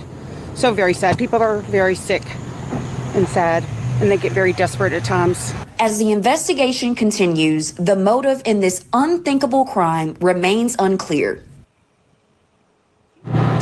Dates was extradited from Jackson, and he's currently booked in 201 Poplar. He's charged with property theft and first-degree murder. His bond has not been set yet, but he is expected in court Monday morning. Reporting live from 201 Poplar for your news leader, Raven Copeland, WREG News Channel 3. Tough news for that family to deal with tonight. Thank you, Raven.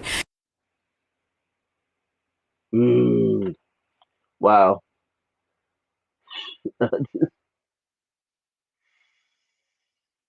Alex Coleman. We have a lot to cover, but first, a Memphis mother had to fight off a gunman overnight. But as it turns out, the person who allegedly threatened her with a gun was no stranger. It was her own son. WREG's Drita Patterson spoke exclusively.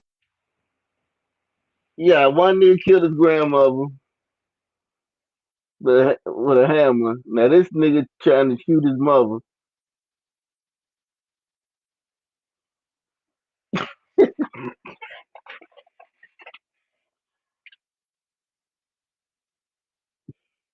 Jesus Christ. Hit the like button, subscribe to the channel, support the channel via PayPal, Cash App, Super Chat. We got 2 people took the $5 challenge, man. 2 people take the $5 challenge. Come on, guys. Support the channel. Salute to my man, Barry B. Barry B is in the building. Shout out to Barry B supporting the channel, man. Come on, guys. We can do better than this, man. 2 people taking the $5 challenge. That's ridiculous, man. That's ridiculous, man. That's ridiculous, man. Come on, guys. Listen, man, this shit, this, yeah, it leaves you speechless, man. It leaves you speechless. It leaves you speechless. It leaves you speechless. Alex Coleman. We have a lot to cover, but first, a Memphis mother had to fight off a gunman overnight. But as it turns out, the person who allegedly threatened her with a gun was no stranger. It was her own son. WREG's Drita Patterson spoke exclusively with a woman who says although heartbroken over what happened, she's desperate to get help for her son.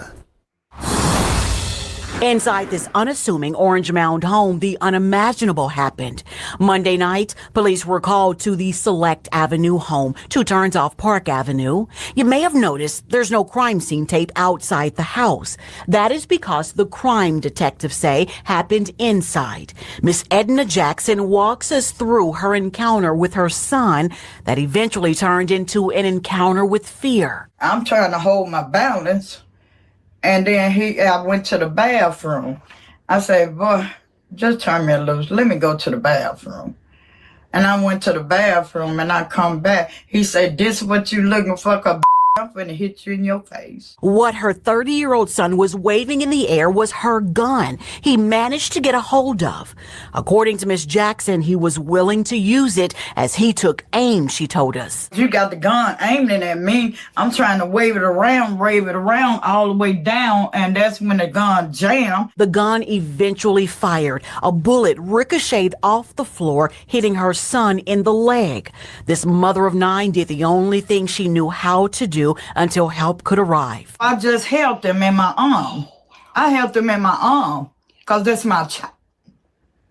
That's my child. Who has been battling with a mental health illness for many years, Miss Jackson explains.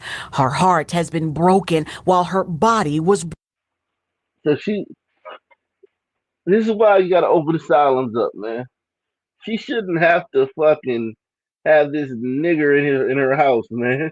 Press 1. She shouldn't have to have this fucking nigger in her house, man. I don't give a fuck if it's her son or not. This nigga acting crazy, man. He should be in an asylum somewhere.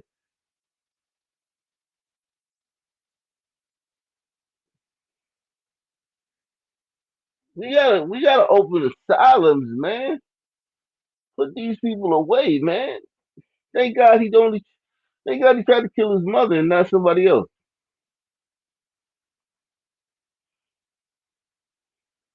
Thank God he only tried to kill his mother and not somebody else.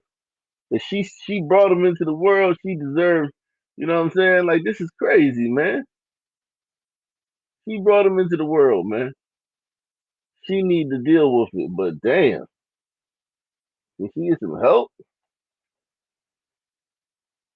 jeez, Christ. Bruised. Yeah, I was bruised badly. Injuries she showed us, which are a harsh reminder of what happened hours earlier, as she struggles with how to navigate a very sensitive situation. It has been a long and difficult journey, but here's the thing. Miss Jackson, who is still inside her home just behind me, says she wants to speak publicly about what happened with hopes it will reach the right people in order to get her son the help she says he so desperately needs. For this mother who had a gun pointed at her heart, she still wants to share this heartfelt message to her baby boy. I love you and I want you to get better. For your news leader, Jarita Patterson, WREG, News Channel 3.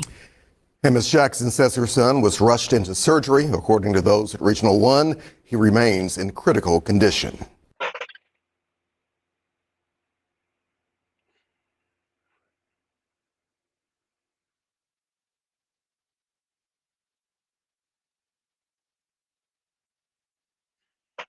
At 5 on your news leader, a tragedy in South Memphis. A young mother of 3 is dead after an early morning shooting. Good evening and thank you for. I thought the National Guard was there in Memphis, man. But these are crimes that the National Guard can't stop. These aren't street crimes. These are not street crimes. Some nigga hitting his grandmother in the head with a hammer. Another nigga trying to shoot his mama. These ain't street crimes. It just shows you how violent these niggas are. That even with the National Guard on the ground, you can't help these niggas, man. You want you need more. These niggas are just violent, man. At 5 on your news leader, a tragedy in South Memphis. A young mother of 3 is dead after an early morning shooting. Good evening and thank you for joining us. I'm Stephanie Skurlock. And I'm Greg Hirsch. Family members have identified the victim as 23-year-old Jaira Smith. Our Quamitra Wilborn spoke with the young woman's father, who says the family believes this is a case of domestic violence. Family members of Jaira Smith are looking for answers as to what led up to her death. Memphis police say she was shot and killed at an apartment complex on Georgia Avenue. We spoke to her father, and he tells us the person who found her deceased was her own brother. After I seen my baby laying out there, it just traumatized you. Because this is the first time I lost a child. From the outside, Tamarcus Smith is standing tall. However, his eyes reveal the pain no parent wants to carry, the death of a child. She's supposed to be burying me. I'm supposed to bury her. Memphis police say the shooting happened just before 6 Friday morning. Officers say shots rang out following an argument on the second floor of one of the buildings. Smith says Jaira lives in the apartment unit downstairs from where she was shot. He says her children, who are 6, 3, and 1 years old, were home asleep when their mother was killed. I was told she was talking to the guy who lived upstairs, so her body was directly in front of his apartment. I was told that she got shot point blank range with a shotgun. A motive for the shooting is still under investigation. However, Smith says as the family tries to piece together what happened, they are learning more about the man she was dating. According to family members, he moved into the complex a few months ago. You know, they said he would threaten to kill my grandson. And he 1 year old. No, he 3 years old. And that was a red flag. Yeah, that's a red flag, brother. That's definitely a red flag. That's definitely a red flag. Complex a few months ago. You know, they said he would threaten to kill my grandson. And he 1 year old. No, he 3 years old. And that was a red flag. If anybody involved in a messy situation, trying to get out. MPD says the gunman was gone by the time they arrived. Please turn yourself in, man. They know who you are. I mean, they got all the evidence, everything they need, so you can't run, you can't hide. Smith says his daughter had a heart of gold. He says just as she relied on her faith, he's going to do the same to remain strong for her children. Her favorite word, God gonna handle it. So God gonna handle it. Reporting for your news leader from South Memphis, Quamitra Wilborn. Jesus Christ. These niggas, jeez.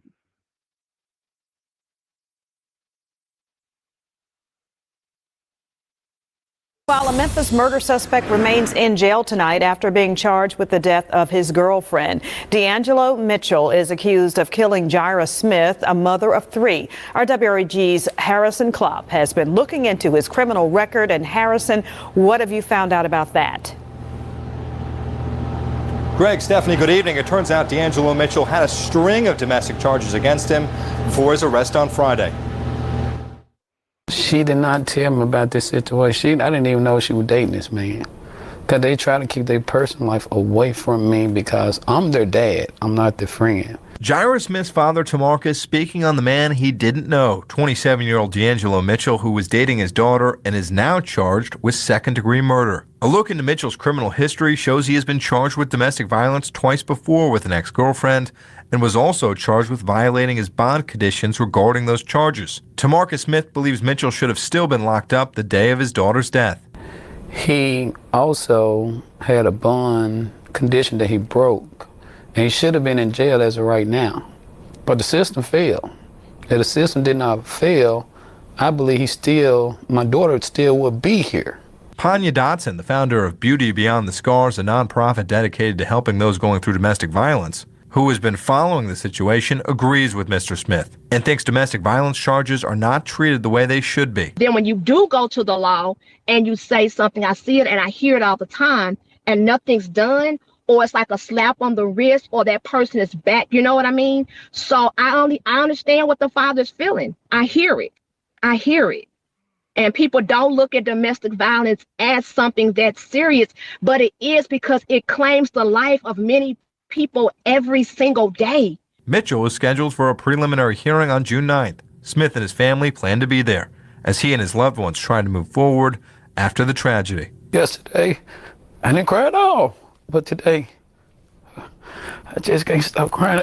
I don't know why, so you have your moments. Because the dude just blew your fucking daughter's head off. That's why you feel that. And guys, a really tough time for the family, and we'll have more at 6 on just how recovery looks like after a tragedy. From 201 Poplar, I'm Harrison Klopp for your news leader, WREG News Channel 3. Domestic violence, a serious issue and serious questions tonight. Harrison, thanks. Jeez.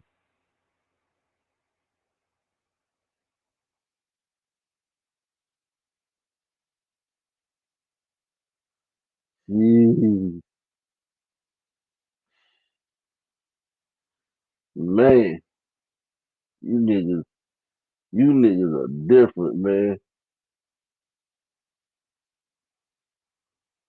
You niggas are different, man.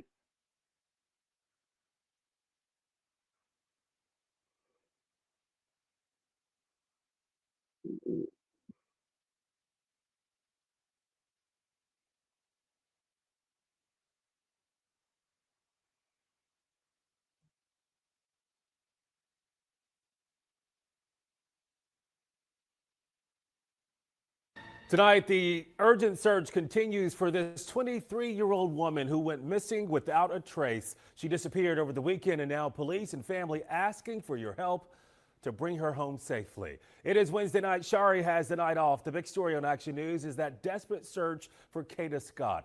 Investigators say she went missing while working at an assisted living facility Saturday night in Chestnut Hill. Police saying there is no recent cell phone or social media activity.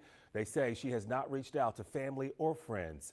Action News reporter Brianna Smith joining us live tonight from police headquarters with an update on this investigation. Brianna, you actually spoke with Scott's family tonight. Yes, Greg, Kata Scott's family says it's out of character for her to not return home or leave her phone off. And now they're even more concerned because she told friends she was being harassed just days before her disappearance. And so now family and friends are putting up these flyers and pleading for help from the public. I love her. I just need her to come home and be safe. That's what I fear, that she's not safe. And Kim Matthews has been unable to eat and sleep since her daughter, 23-year-old Kata Scott, was reported missing on Sunday. Kata's father, Kevin Scott, says the family remains positive as they hang these flyers describing her as 5'6" and weighing 120 pounds. It's my oldest daughter. I love her. Last few days been crazy, head spinning. Matthews says it was just like any other Saturday night. She saw Scott at home before she left for her 10 p.m. to 6 a.m. shift at the terrace at Chestnut Hill on East Abington Avenue. The Penn State grad recently started working at the assisted living facility as she pursued her entrepreneurial dreams. Creative spirit, very artistic. Philadelphia police say Scott was last seen leaving work in her black scrubs shortly after she arrived, but now there is no trace of her. Detectives say the facility does not have surveillance cameras and they recovered her vehicle still parked outside.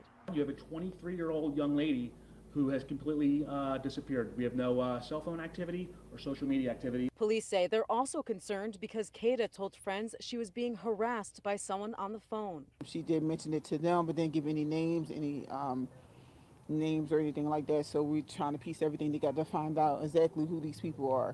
Detectives say they're analyzing her cell phone data in hopes of identifying that person, but they remind the community the role they play in bringing Kata home. If there's 100 pieces to a puzzle, you may think your piece is insignificant, but without your piece, that jigsaw puzzle is not being solved. So I would plead with you, whatever information you have, reach out to the police. And police continue to search the area near Kata's job, and they're interviewing her family, friends, and co-workers. We also reached out to her management, who said in a statement that they take their associates' safety and well-being very seriously, and they're fully cooperating with law enforcement, hoping for a positive outcome. Live outside Philadelphia Police Headquarters, Brianna Smith for Action News at 10 on PHL 17. Gray? Yeah, family and community hoping for her safe return. Brianna, thank you for that report.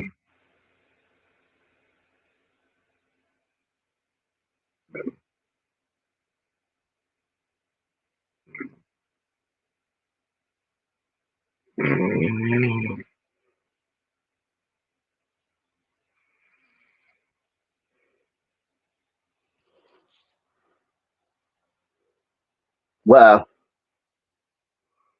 Those people in Memphis, man, those blacks in Memphis, Jesus Christ, and in Philadelphia, they just leave you speechless, man. They leave you speechless.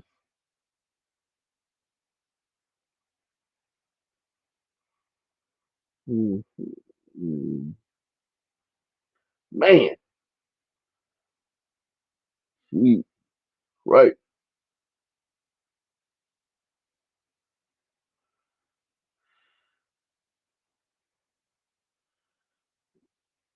Jesus Christ, man. I'm sitting here trying to. Is this all this shit real?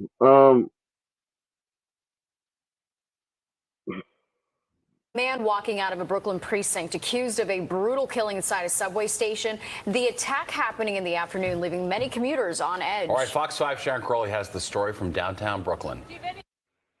Do you have anything to say for yourself?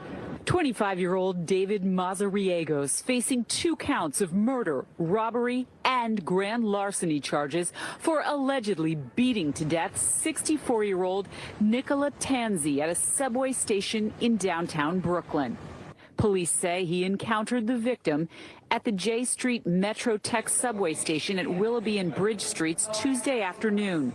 Cops responding to 911 calls found the victim unconscious and unresponsive with trauma to his body. He was taken to the hospital in critical condition where he later died.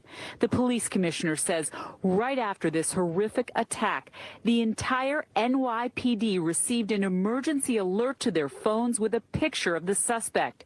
She says cops near Times Square recognized him and took him into custody. Sources telling me Mazariegos had a samurai sword with him at the time and the victim's credit cards.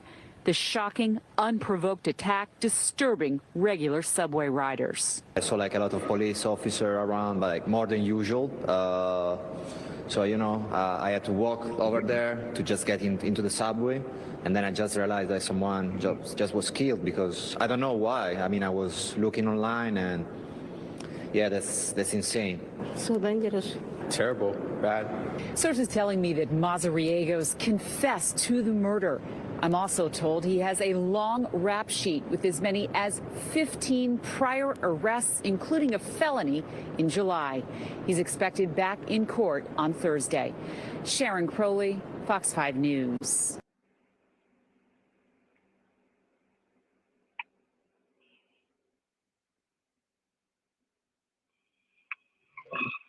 Hmm.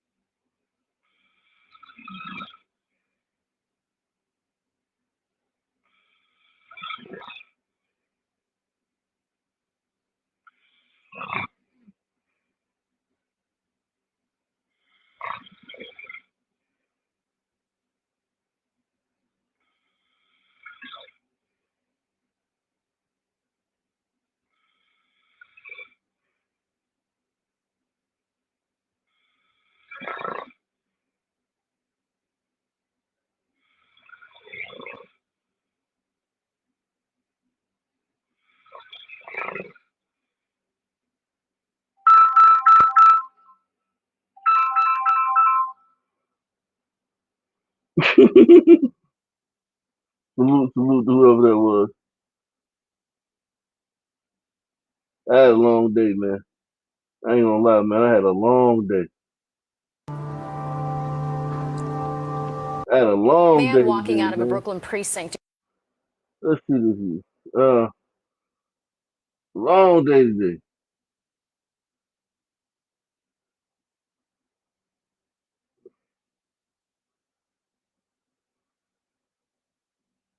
Jesus Christ.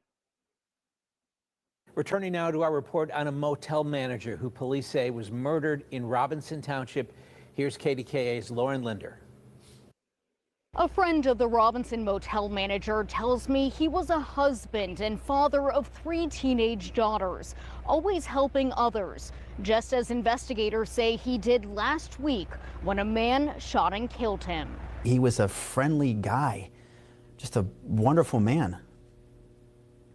He didn't deserve this. Dr. Frank Verai is still processing the death of Rakesh Bhagavan, who went by Rocky, a close friend of more than a decade. My basement flooded, and he and a bunch of guys came down and we completely rebuilt my basement. That's the kind of guy he was. He was there whenever you needed him. It was last Friday afternoon when police say 50-year-old Bhagavan, the manager of the Pittsburgh motel in Robinson, heard some commotion and stepped outside to help. He heard a female in distress, and he saw a man and went out to ask if everything was okay when the situation took place. Police say 38-year-old Stanley West shot a woman who employees tell KDKA was his girlfriend, and then shot Bhagavan, who died at the scene.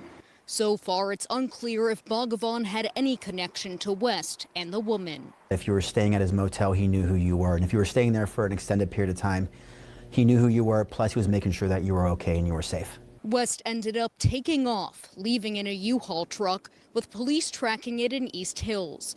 Investigators say as they went up to the truck, West fired at them, hitting a Pittsburgh officer in the leg. They then returned fire, hitting West multiple times.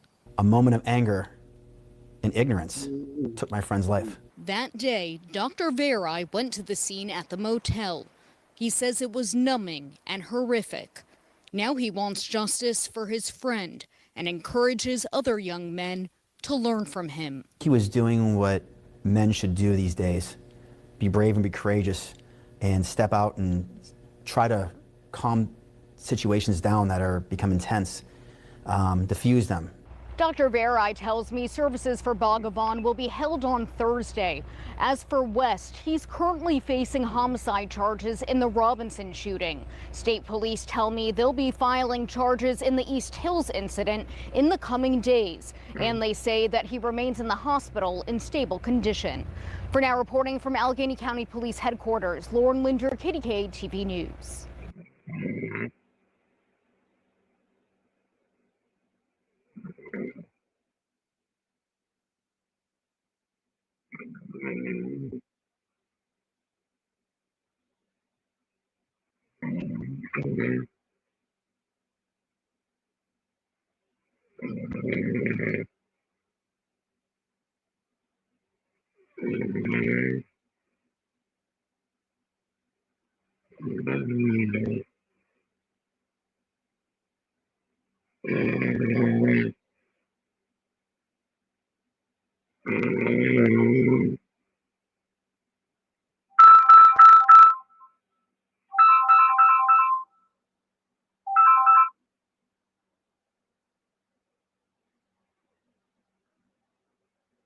According to authorities. And now to two shootings involving individuals of Indian origin. First, to Pittsburgh, Pennsylvania, where a 51-year-old motel manager was killed at point-blank range on Friday. It began when the suspect shot a woman who was sitting inside her car outside the motel. Hearing the commotion, the motel manager stepped out to help. He tried to calm the gunman, but was followed by a single gunshot that killed the man instantly. This follows another incident last week where a dental student was shot dead while working at a gas station in Dallas, Texas. The student's death was condemned by the Consulate General of India, which said it's in touch with the victim's family and following up on the probe with local authorities. Our next report brings the details of these recent horrifying incidents. In Pittsburgh, a chilling incident has unfolded. 51-year-old Rakesh Hagabin, an Indian origin motel manager, was shot dead last week. According to the police, Hagabin saw the gunman and asked him, "Are you all right, bud?" Moments later, the gunman raised his weapon and fired. One shot point blank, straight to the head. Hagabin collapsed on the spot. Police say that the accused, 37-year-old Stanley Eugene West, had earlier turned his gun on a woman nearby. According to authorities, West shot a woman sitting in her car, with a child in the back seat. The bullet struck her neck. The woman, severely injured but alive, managed to drive to a nearby auto shop for help. The child, miraculously, was unharmed. Hearing the commotion, Hagabin rushed to the scene. It was at this moment when West walked to Hagabin, raised his gun and shot him in the head. After attacking Hagabin, the suspect walked to a U-Haul van, got in and drove off calmly as if nothing had happened. Police tracked him down to Pittsburgh's East Hills area later that night. West was eventually arrested and now faces multiple charges: criminal homicide, attempted homicide, and reckless endangerment. The murder of Rakesh Hagabin has sparked grief across communities. But this tragedy isn't alone. Just hours before the Pittsburgh shooting, in Dallas, another Indian, 27-year-old Chandrasekhar Pol, was shot dead while working at a gas station. Pol, who had moved from India's southern city of Hyderabad in 2023 for higher studies, had just completed his master's degree and was working part-time. His family in Hyderabad broke down, pleading with the Indian government to bring their son's body home. We went to US in 2023 in June month. So he went for his masters to study there. So after 2 years of his completion of MS, so he just want to get a good job for a full-time job. And meanwhile, he's doing a part-time job in a gas station. So suddenly today we got information that he had a shot dead with an unknown person at gas station. So we are requesting the government and the state government and the central government to send my brother to home. Y'all niggas is killing Indians now, man. So what this mean to me is that Indians is starting to keep track. Press 1. Indians is starting to keep track. They starting to notice a pattern, man. Indians are starting to notice a pattern.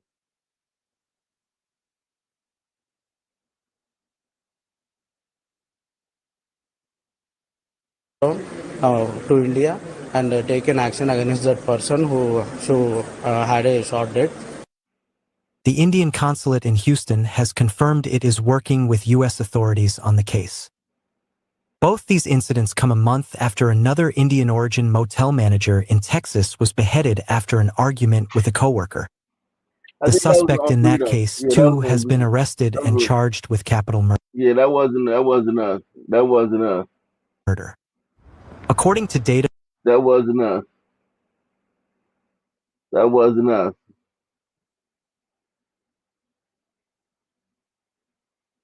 That wasn't us.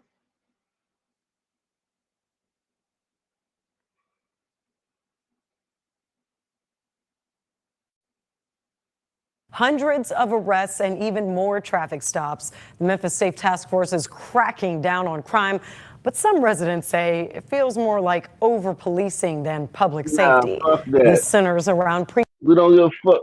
Who gives a fuck what these niggas think? Stop telling me what niggas think.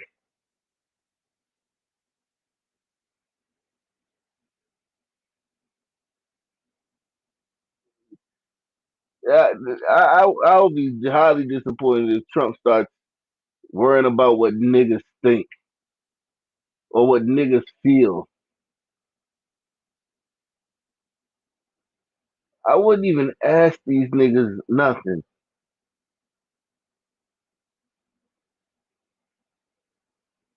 I wouldn't ask them nothing. What do you need? What do you think about what we're doing? No, fuck no. Don't ask them shit. Textual traffic stops when officers pull someone over for a minor offense, then investigate further. ABC 24's Shakina Davis has more from a local attorney and concerned residents. The city of Memphis tried to ban pretextual stops, but the state overruled them earlier this year. Now that federal and state officers are working side by side in Memphis, many residents are noticing a difference. Some say they don't feel any safer. It's kind of crowded up here nowadays because that is the main thing. People are scared of getting pulled over, getting arrested. So with the federal agents being here, everybody's kind of on edge. Since the Safe Task Force launched in late September, Memphis has seen more officers on the roads and a spike in traffic stops. But not everyone sees that as a good thing. The task force has reported nearly 2,500 traffic citations in less than 2 weeks, many for minor violations. This opening the door to pretextual stops, a practice Memphis city leaders once tried to ban following Tyree Nichols' death. But that local ban was struck down in March when state lawmakers passed the law keeping those stops legal. There are stops where police are making up a reason to pull people over and then use that to be an intrusion into their civil liberties to continue stopping and frisking and searching for evidence of a crime. Attorney Michael Working says these stops often hurt the very communities they're supposed to protect and can lead to racial and economic profiling. Disproportionately affect minorities, poor people, and others who rarely have the finances or the tools to fight back and protect their constitutional rights. With these types of stops being made, Working says any trust the police has tried to rebuild since Tyree Nichols' death will be gone. We will have massively overcrowded courts that are already struggling to keep up. We'll have massively overcrowded jails. Despite its controversy, the state believes pretextual stops are a legal tool, with federal agencies saying they've seized over 100 illegal guns since the task force began. But for people living in these neighborhoods, they're not comfortable with these tactics at all. I think it's a little overkill with them being here, but, you know, just make sure everybody doing what they got to do to make sure that you're doing the right thing is okay. Man, I mean, this motherfucker. Ugh.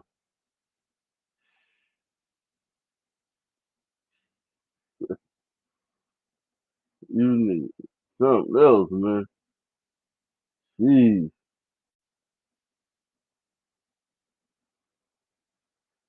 Jeez.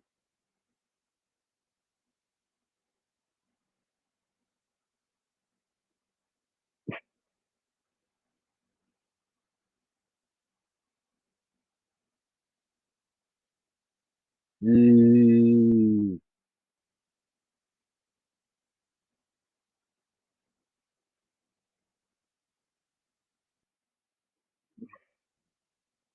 Jeez.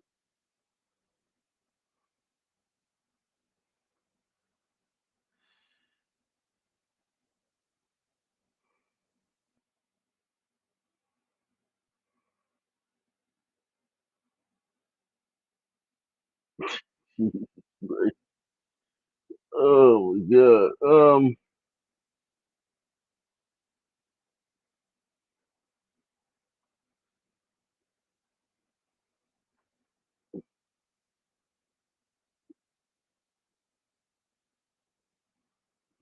Waffle House. We did that yesterday. The Waffle House.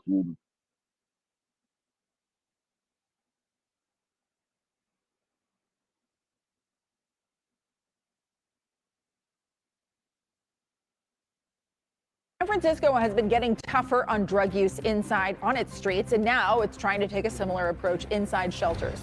Tonight, we get a look inside a new homeless shelter in the South of Market area. What sets it apart from other places, there is a zero tolerance policy for drugs and alcohol. The shelter is called Hope House. It's located on 6th and Tehama in Soma. Kenny Choi introduces us to one resident who is hoping this is the first step in his recovery journey.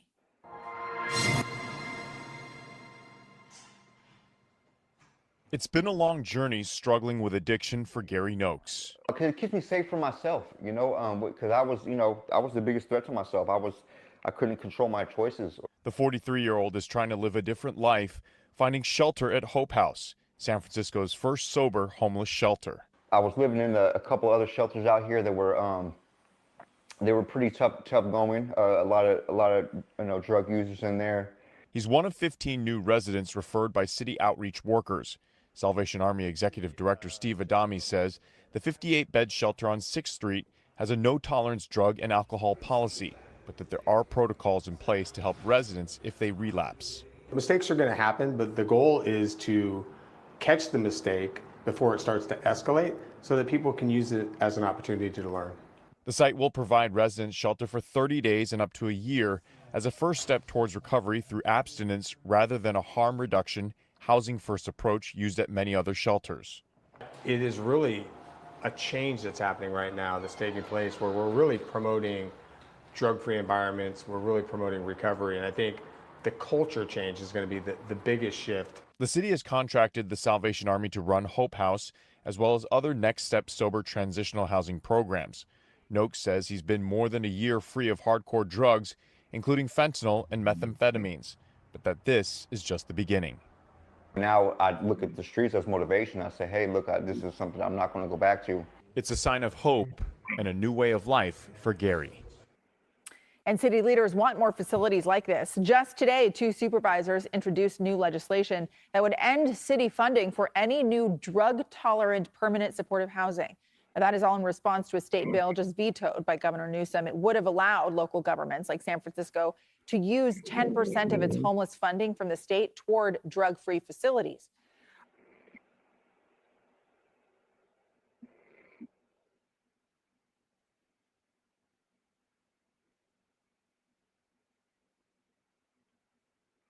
Wow.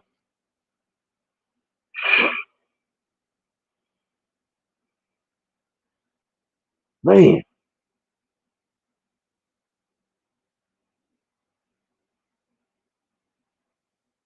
Just leaves you speechless, man.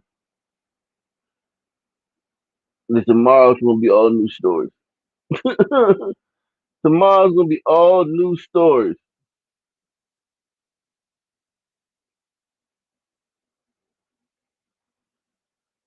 All new stories tomorrow.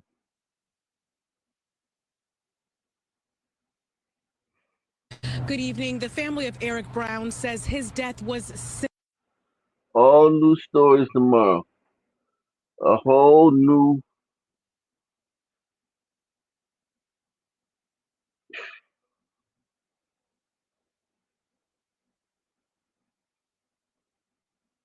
East Charlotte homeowner says he is fed up with the gunfire that's around his home on a near weekly basis. This week, his house was hit by a bullet. As Queen City News reporter Caroline Boyer tells us, the man lives at the Country Club Heights, not far from an apartment complex that he claims is part of the problem. Over here, we got glass bottles, we got stuff that might have blown away from their overfilled trash cans, but some of it is weighted, which is definitely just a toss out the window.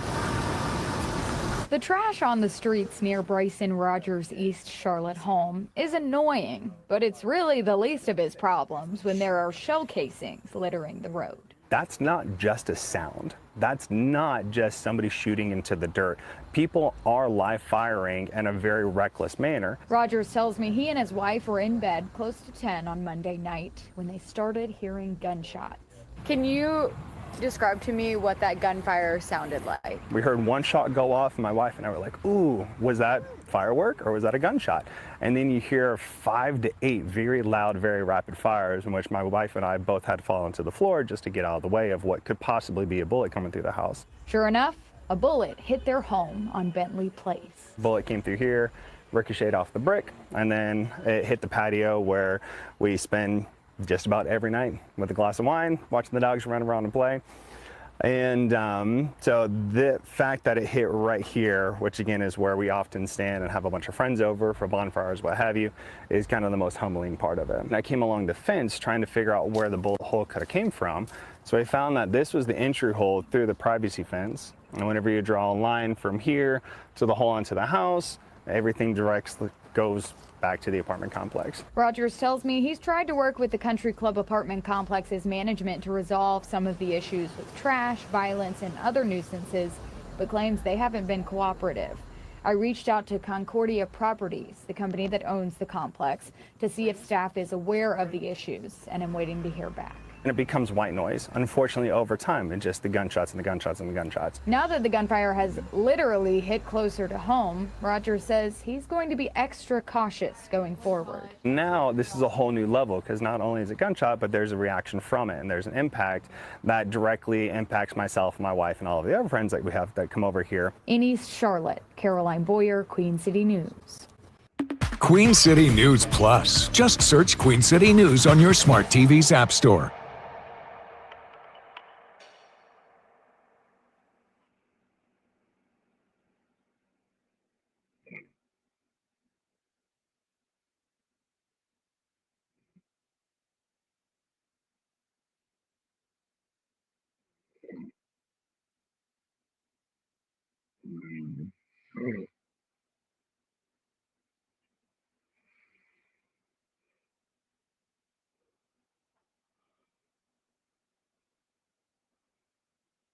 Two 00198. People State of Michigan versus Avion Trailer. Both of those matters before the court of sentencing. Will the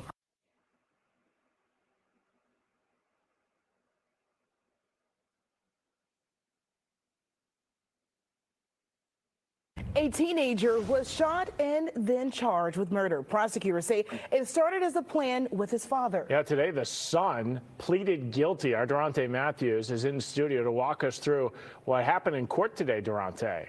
Yeah, Ben and Bria, that plea was a part of a deal. Prosecutors say Tyler Macklin will eventually have to take the stand against his co-defendants, including his father. Some fathers and sons bond over board games. Others plan road trips, but Milwaukee County prosecutors say these two planned a robbery that ended in death. Calling State of Wisconsin versus Tyler Macklin. On Monday, 19-year-old Tyler Macklin pleaded guilty to felony murder as a party to a crime. Prosecutors say in February, Macklin and his father, along with others, planned to rob 27-year-old Christopher Harris. There was a plan to basically rob this gentleman of marijuana. Police say Macklin texted others about the robbery plans. His father, Terrence Macklin, reportedly said he'd bring guns. Investigators say text messages from Terrence Macklin said, quote, "Because we're going to have to put him to sleep if you get involved." Prosecutors say Macklin went to a home near 56 in Congress where Harris was inside. Court records say Macklin took money from Harris and tried to leave. That's when the two began arguing. Prosecutors say others approached and started shooting. As the shooting happened, I was halfway out the door. Okay. And they got the shooting. One of the accused shooters is Terrence Macklin. Harris was shot and killed. Teenage Tyler Macklin was shot in the backside. Investigators say his father, Terrence, and the others initially escaped. Police later tracked them down. In court Monday, I accept his plea and I find the defendant guilty in the form and manner set forth. Teenage Macklin entered a plea to avoid.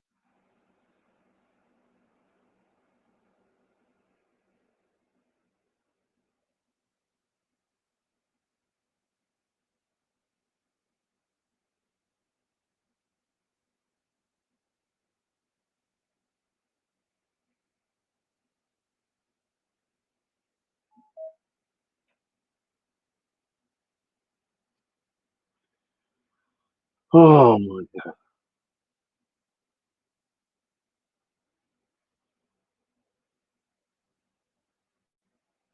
A Brooklyn woman is raising awareness after she says a scammer stole thousands of dollars right out of her bank account. News 12's Tim Harfman is in Gowanus with her story and the response from Chase Bank tonight.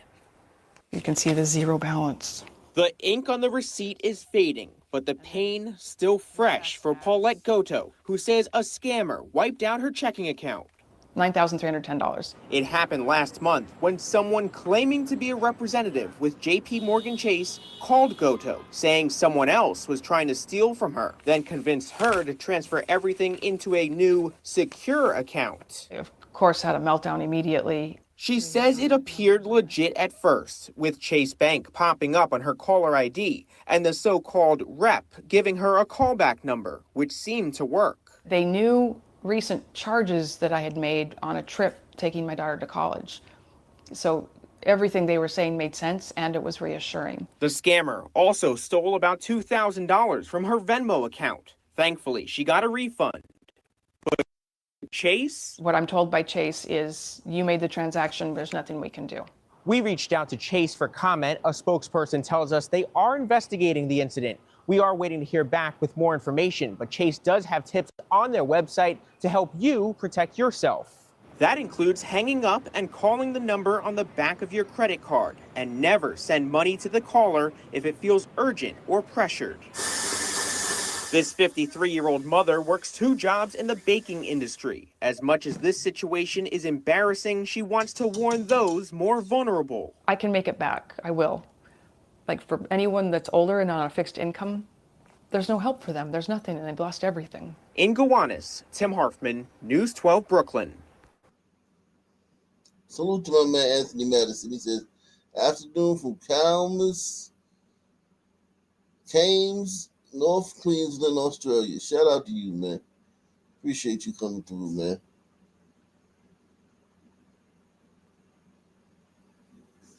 Let's see what's going on in Australia right quick, man.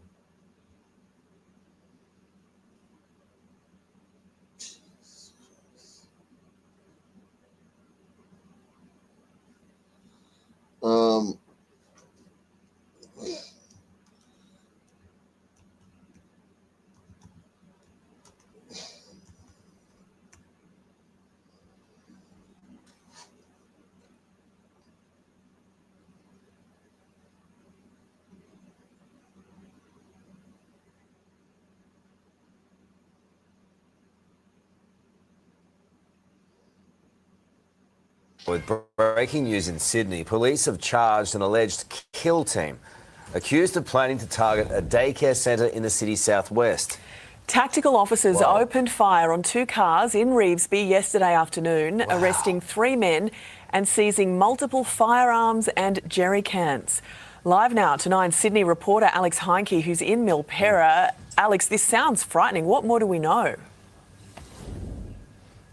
Yeah, good morning, Jane. Good morning, Carl. We know of those 3 people that have been arrested. 2 of them are teenagers, an 18 and a 19-year-old plus a 26-year-old man. As you mentioned, all 3 charged, all 3 under police guard this morning, and all 3 set to appear in court in the next few hours. So there is a lot to unpack here, but let's just work through it in order. As yesterday afternoon, as you mentioned, in Revesby, at about 4 o'clock, officers surrounded and moved in on those 2 vehicles, even firing some shots in the process. They will allege those 2 men were arrested. A 3rd vehicle was stopped nearby, and police say they found a treasure trove of firearms in those 3 vehicles, plus jerry cans and balaclavas. Now, yesterday, when we were communicating with police, they didn't really give us too much information, but this morning, only in the last 45 minutes, we now know what authorities will allege those 3 men were doing. I'm just going to read a quick statement here from the Assistant Commissioner, Scott Cook. He says, and this is extraordinary, this was a calculated and coordinated intervention that stopped what we will allege was a planned killing at a daycare centre. So team, an alleged kill cars, but who or what was the target? That is just something we don't know right now, but authorities are suggesting that they will speak with the media in the next few hours, and hopefully we will find out a little bit more. Alex, just quickly, just looking at that vision, this extraordinary vision of the raids. I mean, yesterday on the news, we knew some of the details you rightly point out, but this is a peak hour period of time. There's a lot of cars around and bullets being fired. I mean, this is an extraordinary arrest. Absolutely, and I guess authorities only take that level of force if they absolutely need to. This is the information that we've heard that they've been working on for quite a while.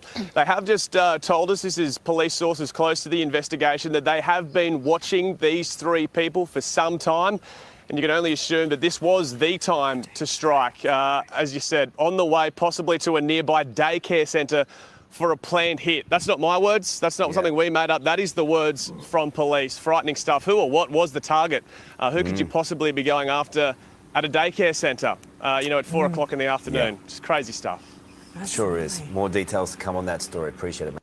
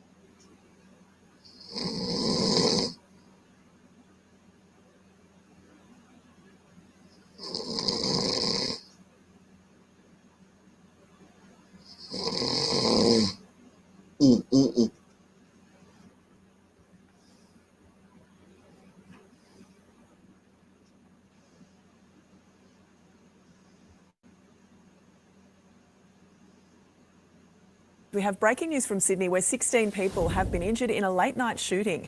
Live to Today Sydney reporter Jack Hahn. Jack, that shooter is still in the hospital. Yeah, good morning to you, Jane. That is correct. Look, these calls coming through to 000 about 7:45 last night reporting a major shooting situation, an active shooting situation. General Duties Police arriving minutes after that call.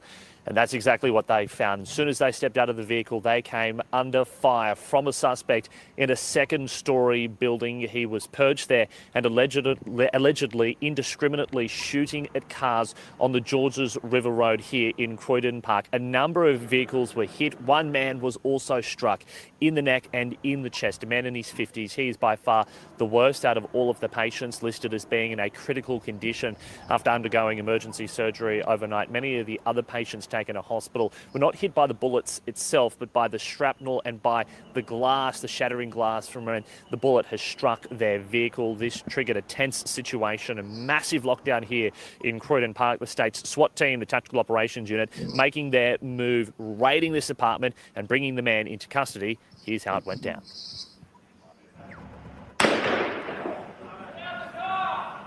Specialist resources were deployed promptly, including aerial support, which we had visual on the person at various stages, and we were confident in the plan that we had and that we'd secured that person within the location, and then we executed a successful tactical plan.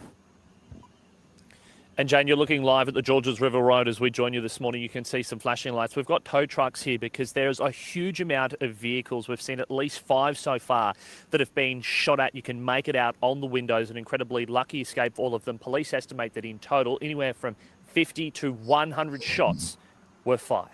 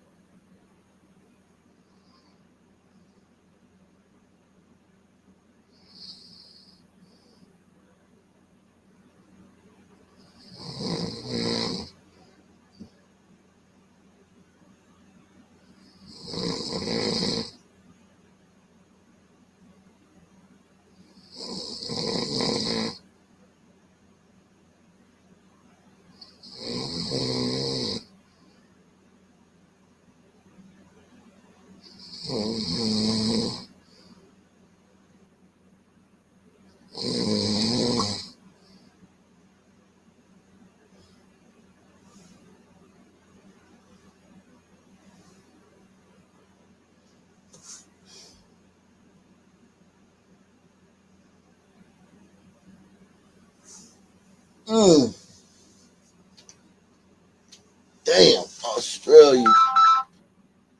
Australia. God damn it.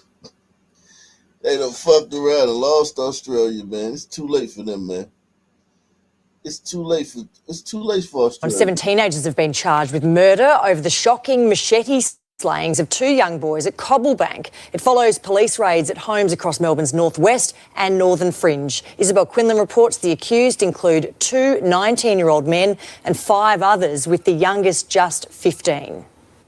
Cuffed and marched to a police car after 2 weeks allegedly on the run. These 3 teens are among 7 arrested in an early morning raid across Melbourne's northwest, accused of an unthinkable crime, the brutal murder of 2 innocent friends. What happened to those children should have never happened. Really express my deepest sympathies to those families and communities. 12-year-old Chol Achiek and 15-year-old Dao Akueng were on their way home from basketball when police allege they were ambushed and stabbed to death in a case of mistaken identity by the 7 boys aged between 15 and 19. Neighbours rushed to their aid after hearing their screams for help, but the pair couldn't be saved, dying just metres apart. Police this afternoon charged the teenagers with murder. With the arrests today, there's going to be some sort of closure on it, but it is bittersweet, really. While this is a major breakthrough in the case, police say their investigation is far from over.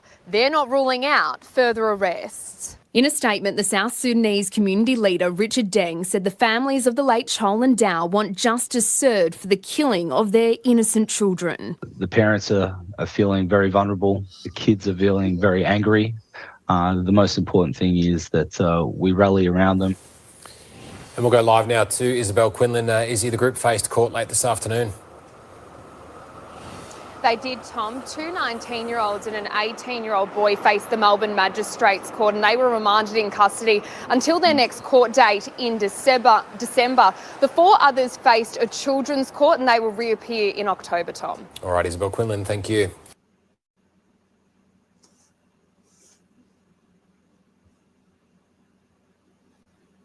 We have breaking news from...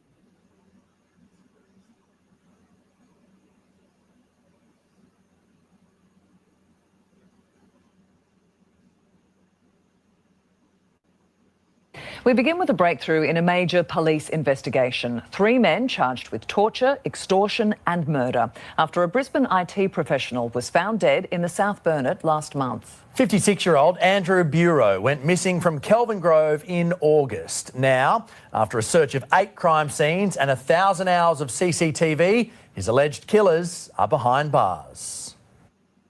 After almost 2 months without a loving father and generous son and brother, finally some answers for Andrew Bureau's family. The Brisbane City Criminal Investigation Branch have charged 3 men with 1 count each of murder. The 56-year-old IT professional was first reported missing by his family in late August. His whereabouts quickly became the subject of a complex investigation. Police established 8 crime scenes across the southeast, beginning at his home in Kelvin Grove, expanding to 1 in Ipswich, then several suburbs on the Sunshine Coast, and finally 2 in the South Burnett, where in Maidenwell they allegedly found his burnt remains after a tip-off about a suspicious fire. It will be alleged that they murdered Andrew and left his remains beside Brooklands Pimpinbudgie Road. Police allege Bureau was tortured by the accused trio at most, if not all of the crime scenes over a period of 3 or 4 days. These men will also be charged with kidnapping, extortion and misconduct with a corpse. Those men are 38-year-old Anthony Perrott, 26-year-old Billy Howard and 57-year-old Gregory Snell. Today's breakthrough, the result of an extensive investigation. There were 5 vehicles seized for forensic examination so far. We've seized over 1,000 hours of CCTV footage, and we've also generated over 1,000 lines of investigative tasks. All 3 accused had their cases briefly mentioned in court today. Police will allege that one of the men who was known to Andrew recruited the other 2 to help torture and eventually kill him. Andrew's family released a statement today describing him as someone who was always willing to give people a second chance. We will miss his enthusiasm for life, his entrepreneurial mindset and his willingness to give ideas a go. Our thoughts are with Andrew Bureau's family and friends at this difficult time. Pat Heaney, 9 News.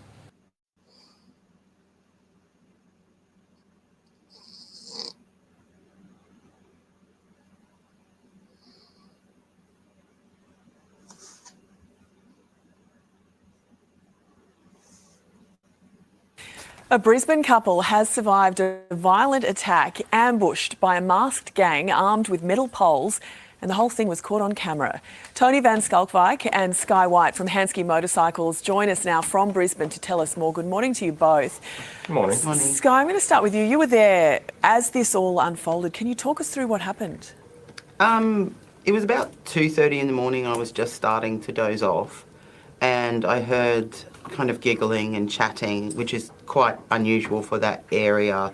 At that time of night, you would expect, even in a suburban area. And we were there working late. We've got too much stuff on at the moment.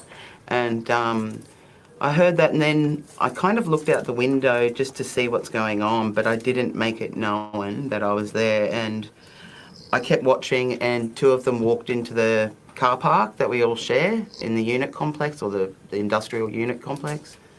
And yeah, they were trying to, I'm unsure if they were trying to get into the car or another business or even our business.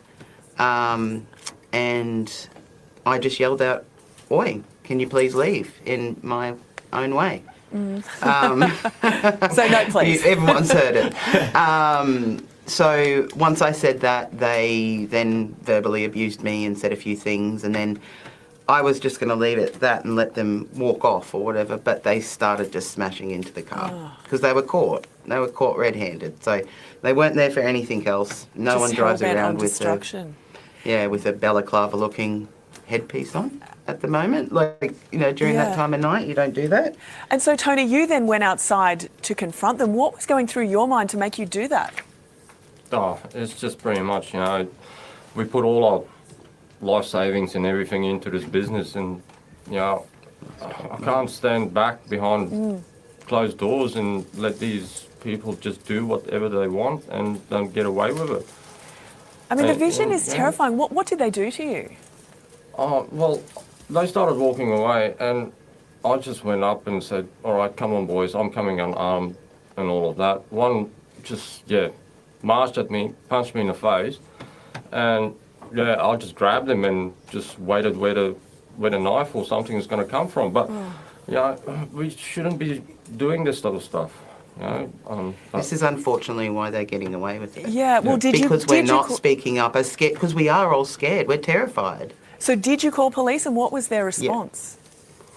Yeah, well, police, they to be honest, they were pretty quick to get there. But it just felt like they made us be the criminals, because when they arrived, they said, "Oh, well, you shouldn't have yelled out to them. You just aggravated them." Right. I was like, "Well, what do we need to do?" And has anyone been caught yet? Have you had a satisfactory response? No, not yet. No. So We have so far the two. They lost Australia, man. Jesus Christ. They lost Australia. Down goes Australia. Down goes England.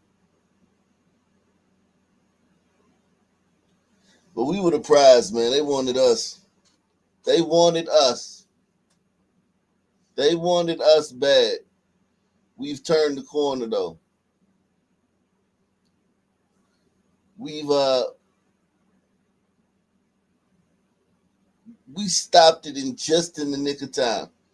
We stopped all this immigration, all these goddamn apes from fucking third world countries coming in. We stopped that shit in the nick of time.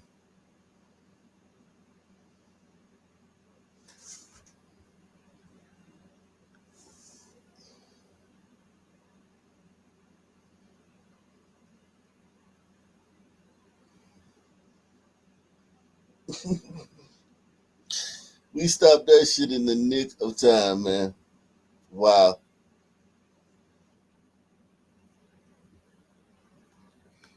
Salute to Nancy Mattis. He says, "We imported all these problems."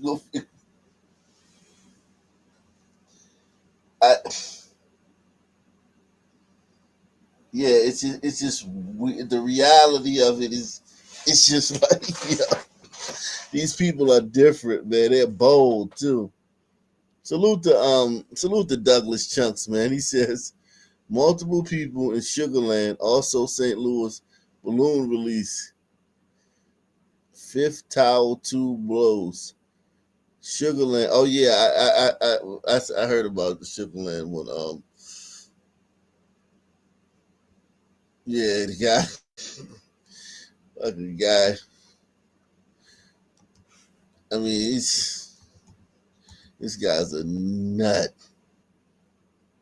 This guy's a nut right here, yo. We begin with some breaking news. 4 people are dead at 3 different crime scenes in Houston and Sugarland. And Houston police are saying all of this is connected. We've been bringing this story to you all afternoon on our digital platforms. Police have been trying to sort out exactly how this violence all played out. Now, of the 3 crime scenes, one is on Fondren and another is on Creek Bend in Houston. We have a map to give you some perspective there. And it started with a deadly shooting on Derry Ashford in Sugarland. We have team coverage tonight. Our Randy Wallace is in West Houston, but we begin first with Sherman DeSalle, who's in Sugarland. Now, Sherman, what are the Sugarland police saying? Because this is really where this all started. Yeah, it did all start here, and the Sugarland police and the Houston police, the messaging is slightly different, but it all leads to what started here. We're on Stiles and Derry Ashford. I'm gonna get out of the way. Carol, look at where we are. We're right next to the grill on the 13,000 block, and you see that white SUV. That's the SUV that the woman was found dead in. This started about 12:30 when police got the call. A woman was killed in this shooting. Suspect, police drove away. We're still trying to figure out the identification of the woman, and we're trying to see if there's any surveillance video or eyewitnesses that could give us more information about this shooting. But we did speak with Sugarland PD earlier this afternoon before it was confirmed from HPD that these shootings were connected.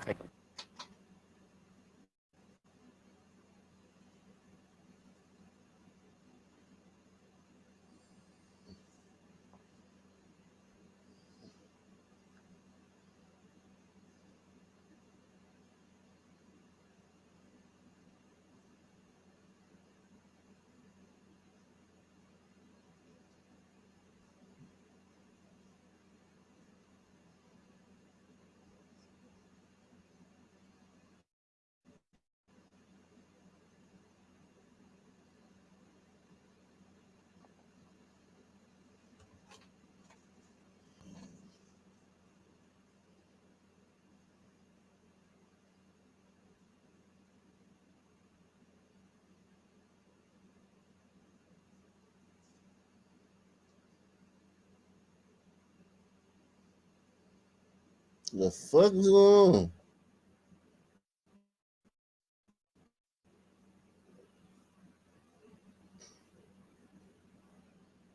And police got the call.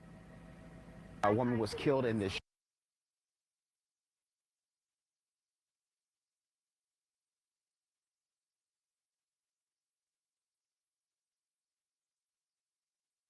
shooting. Suspect.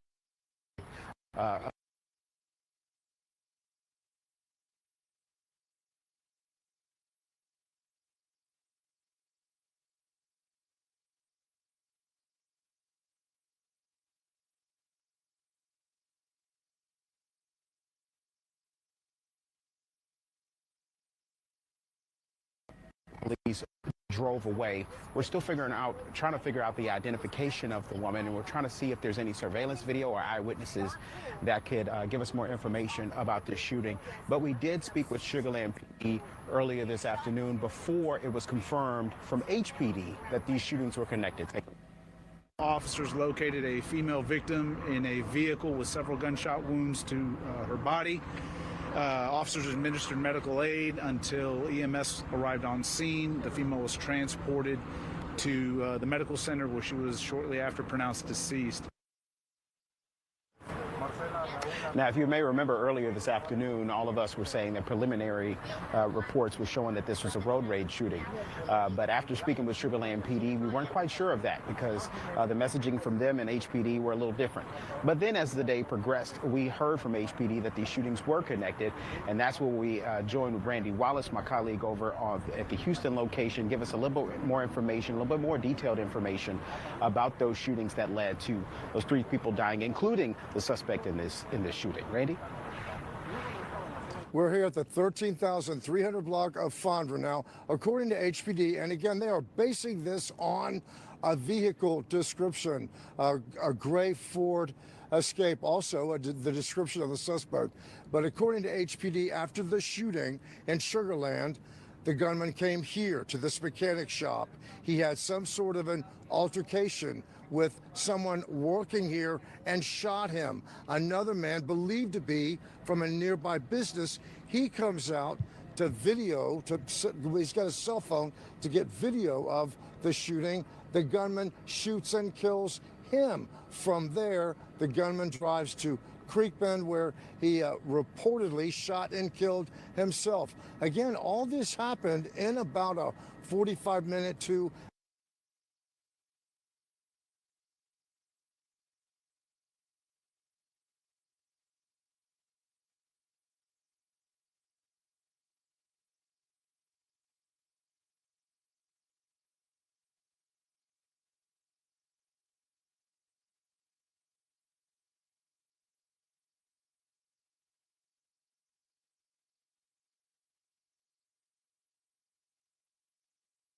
Tonight we have brand new information about a deadly shooting in Sugar Land this afternoon that may be connected to 2 more shootings in Houston. Investigators say it appears to have started with a case of domestic violence. The tragic chain of events began when a woman was shot in a car along Dairy Ashford around 12:30 this afternoon. Then about an hour later, a man matching the suspect's description shot and killed a man at a mechanic shop on Fondren, and then another man who tried to record the suspect with his cell phone. The suspect was later found dead from a self-inflicted gunshot wound on Creek Bend Drive. Anieli Ruiz is picking up the story we've been following all afternoon with the late-breaking new information. Anieli? Well, that's right. Sugar Land police are telling us tonight that they first originally thought this was a road rage shooting. But later, once investigators began digging, they determined that a man actually shot a woman who was in a relationship with him. And then the shooting actually ended up here, where 2 mechanics were told were shot here on the road. We're learning more information about those victims tonight. Tonight, investigators trying to confirm if a man who shot and killed a woman in Sugar Land is the same man who shot and killed 2 others in Houston before taking his own life. It started along Dairy Ashford near Highway 90. A female in a vehicle with several gunshot wounds. Investigators said the woman died at the hospital, but officers were put on alert for a silver Ford Escape. And about an hour later, HPD responded to another shooting on Fondren near Highway 90, involving a vehicle matching the suspect's description. A report of a shooting at a mechanic shop here on Fondren, just south of Main Street. But as the suspect was leaving the scene, police say he opened fire again. As he was fleeing, apparently somebody came out of another warehouse here, started filming that suspect leaving. The suspect then fired several shots, killing that witness. Police say the shooter then drove to Creek Bend Drive, where he was found dead. Deceased from an apparent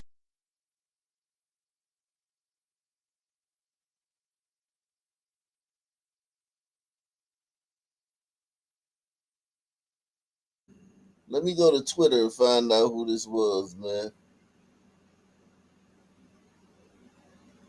Let me go to Twitter, find out who did this.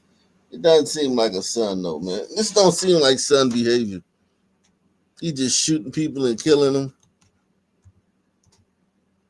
Like, he ain't like hitting, he ain't wounding nobody. He killed everybody he shot.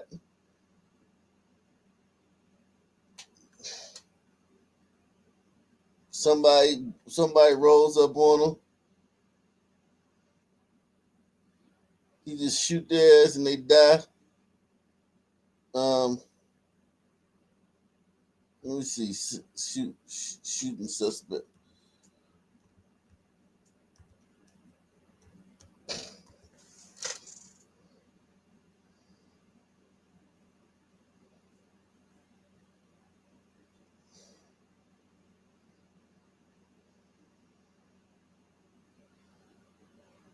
Hector Vasquez among the victims killed in a violent spree from Sugar Land. Yeah, he's a mechanic. Yeah, the mechanics is definitely on burritos.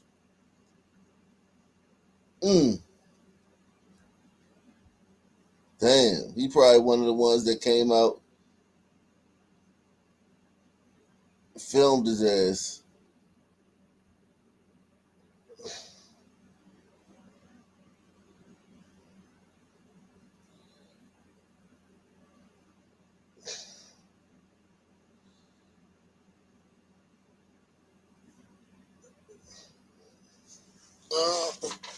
Spree. Let me see. Spree.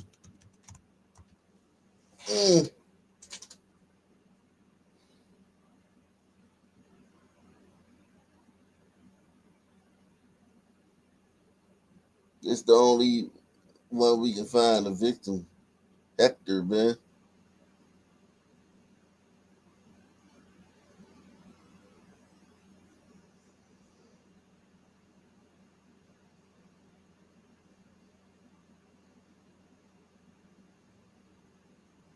Yeah, Hector's the only victim we can find.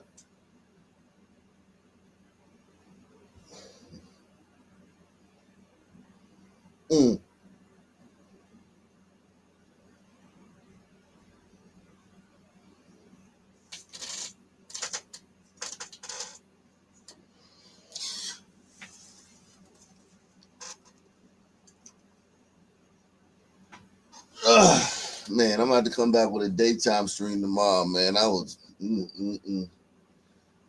about to come back with a daytime stream tomorrow, man. Salute to everybody out there, man. Grace, thank you, man, for bearing with me tonight, man. Bearing with me tonight, man.